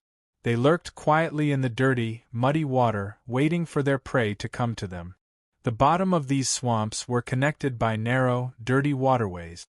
This allowed them to change their hiding spots and retreat silently. The prey could only sense the approaching danger the moment they opened their bloody mouths and pounced on them. A loud crashing sound broke the silence of the world. A thick dragon leg covered in scales stepped into a puddle of water, causing a huge splash and specks of mud to splash up. "Damn it!" Asa the Draconid struggled to pull his front leg out while cursing loudly. His loud voice could travel very far in the silent swamp, but Asa didn't care. Because he was a dragonborn. In the entire Lance Plain, if the dragon lords were high and mighty monarchs, then the servants who served the dragons were nobles of high and low statuses. Draconians were unquestionably the strongest warriors, the harshest tax collectors, and the most impartial and selfless law enforcers in any region of Lance and in front of any native races. No native would dare to offend a noble dragonborn, even if he was just a common dragonborn warrior or dragonborn scout. As for ambushing a dragonborn, it was a heinous crime that could lead to the extinction of an entire tribe. That was why Asa, a dragonborn scout, wasn't worried at all even though he was in the relatively unfamiliar Swamp of Sorrow. Instead, he went against the scout code and made a noise that he shouldn't have. Oddly enough, the Draconid scout Asa had created such a tremendous noise, but not only was he not attacked by the lurking swamp creatures around him, they were instead panicked and dove into the depths, slipping away along the complicated, twisting waterways. Looking at the series of bubbles bubbling in the muddy swamp, the dragonborn scout Asa's thin and long face showed a ferocious smile. Dragging his huge and heavy body, Asa swiftly swam along the relatively firm mud path. In order to survive in the Swamp of Sorrow, one must have the ability to identify which patch of mud could be passed through, even if it was a swamp underneath. Otherwise, it would be a mockery for Asa, who used to be a scout, to be stuck in the mud at every turn. 75 miles behind him, a massive dragonborn army was marching out majestically. Asa, as a Draconid scout, had to clear any possible ambushes along the way, as well as drive away the wild swamp creatures that didn't have eyes so that they wouldn't disturb the Draconid legion's advance. In fact, in the Plain of Lance, those who would dare ambush the dragonborn army hadn't even been born yet. In Asa's memory, the last time he was ambushed was more than 30 years ago. A certain lizardman lad who went mad because he couldn't afford the heavy taxes rashly attacked a dragonborn tax collector, throwing a lump of mud at him. Hence, in that area, any creature that could walk upright, be it lizardmen or kobolds, were slaughtered by the dragonborn. Since then, wherever the dragonmen went, all the native tribes would flee in panic, deeply afraid that they would accidentally offend these noble dragonmen. That was why dragonborn scouts didn't have to pay attention to native tribes who were scared out of their wits, but the many wild magical creatures. They were ignorant and powerful, and they didn't have enough intelligence to distinguish which creatures they could provoke and which creatures they couldn't. That was why Asa was mainly responsible for chasing them away. After advancing another 3 miles in the dark, hot, and damp swamp, Asa suddenly stopped. No. Something's not right here. It was quiet, far quieter than it had been in the past. Even the soft sounds of vipers slithering over rotting leaves and leeches spitting bubbles in the turbid sewage were no longer audible. The entire swamp area was filled with an unprecedented deathly stillness. It was as if all the living things here had suddenly died. Death. The moment that word appeared in his mind, Asa sensed that something wasn't right beneath him. He quickly shifted 2 steps horizontally, crouching and lowering his head, only to realize in horror that he had been hit. A faintly discernible gray mist rose from the puddle beneath him, dyeing the dense scales on Asa's lower body gray. As the gray mist increased and thickened, the speed of its corrosion increased, rapidly spreading towards Asa's upper body. What is this? Poison? Living creature? Or some bizarre ability of magical creatures? Even as his mind raced, Asa's years of training as a dragonborn scout urged him to quickly flee the gray mist. When he reached a nearby muddy path, Asa bellowed lowly, the scales on his body bursting with dazzling fiery light. The Dragonborn's powerful physique granted him outstanding magical resistance, and ordinary poisons couldn't inflict fatal damage on him. That was why, after escaping the enemy's trap, Asa began to raise his strength and prepare for a counterattack. But when he furiously urged the blood in his body, a tremendous dizziness shrouded his mind. Asa staggered a few steps, almost falling. The dragon's legs that were as thick and sturdy as stone pillars were now trembling, no longer able to support his massive and heavy body. "Damn it, what poison is this that's so powerful?" Asa bellowed wildly once more. He raised the heavy metal axe in his hand, intending to unleash a violent fireball to alert the Dragonborn army behind him. Unfortunately, just as it stood up shakily and raised its axe high, a thin and withered black figure vaguely appeared in the hazy and illusory mist in front of it. "Lie down. Be good and lie down. You'd better lie down now that you've met me, poison centipede." In the very next second, as if the black silhouette's curse had succeeded, a sharp pain gathered in all his limbs and bones, instantly breaking Asa's consciousness. There was a loud clang. The metal axe fell to the ground, and the Dragonborn scout's massive body slowly collapsed, kicking up a puddle of foul water that was even bigger and putrid. Having dealt with the Grade 1 Dragonborn scout, Poison Centipede Ender wobbled his withered body to the Dragonborn and simply grabbed it, extracting most of the poison from its body. Still, she left a portion of the poison lingering in the Dragonborn's skull so that it wouldn't wake up easily. "Men, carry it back." Poison Centipede Ender's voice was not loud, but it instantly caused an uproar in the surrounding environment. In a few large quagmires within his sight, dirty water and mud splashed everywhere. More than a dozen huge engineering machines crawled out of the quagmires and gathered here with heavy step. Under the command of a gnome technician who was perched on top of an open machine, the machines swarmed forward, lifting the unconscious Dragonborn and sprinting deeper into the mist. Meanwhile, Poison Centipede Ender looked up at the direction where the Dragonborn scout came from, his aged and gloomy face. "That female flaming dragon's attack is so fast. Looks like I'll have to fight them in the Swamp of Sorrows." Chapter 584. Squads of draconids were scattered across the filthy swamp. Wherever they passed, the creatures of the swamp would flee at the sight of them, not daring to get within 100 meters of them.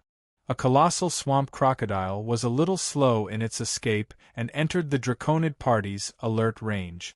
It immediately attracted 4 to 5 violent and ferocious elemental fireballs, blowing it up into chunks of flesh all over the ground. In the depths of the fog at the end of their vision, some native tribes were hiding in the dark, silently watching the massive draconid squad. Although their eyes were filled with indescribable hatred, they could only watch in silence, not daring to approach. This was a massive army of over 300 draconids. Even in Lance, it wasn't a powerful force that an ordinary dragon lord could casually summon. That was why when the Grade 2 Draconid Legion commander Will led this army of tigers and wolves into the Swamp of Sorrows, the natives and beasts along the way scattered like birds and beasts, not daring to appear in their line of sight, much less stop their advance. "My lord, we've lost contact with 3 groups of scouts. We didn't find any signs of contact along the way, and the teams we sent out to search for them didn't find any traces of them either." An exceptionally burly dragonoid captain trotted all the way to Chief Will and thumped his chest with his fist. Steel gauntlets and metal armor clanged together, producing a dull metallic clang. No traces meant no corpses. The native tribes didn't have the ability to silently kill a draconid scout in the Swamp of Sorrows. Peak monsters might have the ability to do so, but they didn't have the courage. Moreover, 3 groups of scouts were spread out in 3 different directions. For them to disappear at the same time inexplicably meant that something was amiss. Tell the other scouts to withdraw. Corps Commander Will was a tall and mighty dragon man. His entire body was covered in metal armor, and his body was covered in crimson dragon scales. This meant that apart from his immense strength, he also had powerful fire elemental energy. Since the enemy has begun to cut off our eyes and ears, it means that their lair isn't far away. We'll find a suitable place to set up camp and rest, then send someone to contact Lord Chax as soon as possible. Melman, lead the 7th team to gather some food in the surroundings. Be careful and be careful. Understood. A Draconid captain beside will thumped his chest as well, accepting the order and striding off to gather his subordinates. Faka, take your men and find out who's attacking our scouts. I hope to hear good news before dinner is ready. This time, Will's order was given to a troll dressed in black priest robes. Indeed, within this Draconid army, there were about 200 troll soldiers, all devout followers of the dragon worship religion. When any race was ruled by of another race, there would be all sorts of traitors, of which of them would appear. There were even some who would become more and more eccentric. Such a bizarre organization was the Draconid soldiers. Ever since the Great Demon Empire was destroyed by the Great Dragon Lords, the original masters of the plane, the Great Demons, could no longer make a comeback. During the millennium-long reign of the Great Dragons, many powerhouses of the giant demon race were hidden in the dark, constantly setting off waves of resistance against the Great Dragon's rule. However, there were also some unconventional trolls who were tired of the endless bloody process of resisting, suppressing, resisting, and suppressing again. Therefore, they raised the slogan of believing in the giant dragon and called on their clansmen to stop their meaningless resistance. Such a troll would obviously be able to curry favor with the Dragon Lord. Thus, with the intentional support of the giant dragons, a portion of the giant demons formed the dragon worship religion and called upon the natives of different races to join and become the devout believers of the giant dragons. In order to rope them in, the giant dragons granted the followers of the dragon worship religion a status second only to the dragonmen, allowing them to become the servants of the giant dragons. The dragons would even bestow a portion of the dragon bloodline to those who were especially devout and had made great contributions to the dragon worship religion. In this way, this group of believers also had a strange spellcasting ability similar to that of Warlock. They were also known as the priests of the worshipping dragon cult. At this moment, Faka, whom General Wyr mentioned by name, was a Grade 2 dragon sanctification priest. Even though he knew that it was a thankless task, Faka could only helplessly agree to General Wyr's assignment without any room for negotiation. At his command, a large group of black-robed dragon worship religion believers quickly left the dragonmen and disappeared into the mist in the blink of an eye. Humph, let's leave the dirty work to these dragon worship religion bastards. Cohen, inform the team to turn northwest. I remember there's a large camp of hound headmen there. We'll set up camp there and rest tonight. General Wyr snorted as he watched the dragon worship religion believers leave. Camp of hound headmen? A few of his trusted captains looked at each other and said awkwardly, "Sir, those hound headmen are too smelly. It'll affect the warriors' rest and meals." Humph, so what if they're smelly? Kill them all and sprinkle their blood all over the camp. That way we won't be able to smell that stench anymore. Since their leader had said so, the dragonmen captains could only nod helplessly and disperse to gather their troops. When only his old comrade of over 100 years, Deputy General Aiden, was left by his side, Wyr's intimidating face finally showed a hint of seriousness. "What, are you still worried about our enemies?" Aiden asked softly. "I can't help it." General Wyr's voice was filled with anger. "I've already asked around. It's very likely that we're facing a group of mysterious beings from the outer realm." "So what?" Aiden explained nonchalantly. "Invasions from the outer realm happen a few times a year. Most of them are wanderers who have nowhere else to go, or some stupid spellcaster who chanted the wrong spell. As long as we chase them out of this land, we'll have nothing to do with them." "No, old friend, this time might be different from the past." "How so?" I've already investigated before I came. The intruders suddenly appeared in the Swamp of Sorrows 9 days ago, then ran all the way to Lord Chax's territory. Moreover, Chax came to ask for reinforcements 3 days ago. Deducting the time spent on the journey back and forth, this means that Lord Chax's troops were defeated within a day. A day. Aiden could not help but widen his eyes, his heart filled with shock. He knew of this Wind Dragon Lord Chax. He had over 100 dragon men under him, and his army commander was a powerful Grade 2 Magus. If such a team was defeated by an intruder from another world in a day, then the danger of this mission would be extremely high. I originally thought that these fellows would hole up in the Stoneclaw Mountains and defend to the death. I didn't expect them to extend their claws into the Swamp of Sorrows. Let's set up camp first. Once we understand the situation in the Stoneclaw Mountains, we'll decide on our next move. General WYR was indeed worthy of being the #1 Dragonman fighter under Philibba. Not only was he valiant, he also had a clear and calm mind. Aiden sighed inwardly, feeling that this was the only way. The Swamp of Sorrows in a hidden camp. A few magi from the Crimson family were gathered in a tent, silently waiting for news from afar. There was a metal command platform at the center of the tent, projecting images from more than 10 different angles. The movements of the Dragonmen army were displayed to the Magi in detail. Although Magi had Warlock's Eye, invisible servants, life perception, and other spells that could detect information about the Dragonmen, they could not avoid the undulations of spells. This could easily be detected by the enemy. Hence, the detection methods this time were all from the metal machines commanded by Gaz Ruvi. Vibration sensors installed at the bottom of puddles, hidden mechanical eyes embedded in large trees, multi-frequency sound collectors buried in the mud, and life detectors flying above the fog of the Swamp of Sorrows. Although these metal machines had some aura of magic, it was much weaker than spells. Coupled with the high magic environment of Lance, even Magi would not be able to detect the existence of these metal lifeforms unless they were extremely cautious and meticulous with their spiritual force.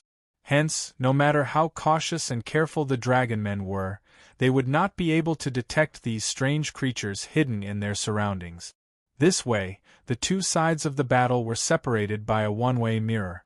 The Magi could easily detect the enemy's movements, but the Dragonmen were like a bunch of blind people who were still walking into a death trap.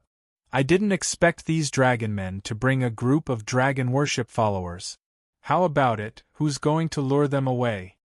As the temporary head of the family, Mary had to take on the role of commander. Beside her were the 3 Blood Knights and the old fox Venlier, whom Mary had subdued in the Night Plain. With the Goblin Plain as a transfer point, they successfully arrived at Lance.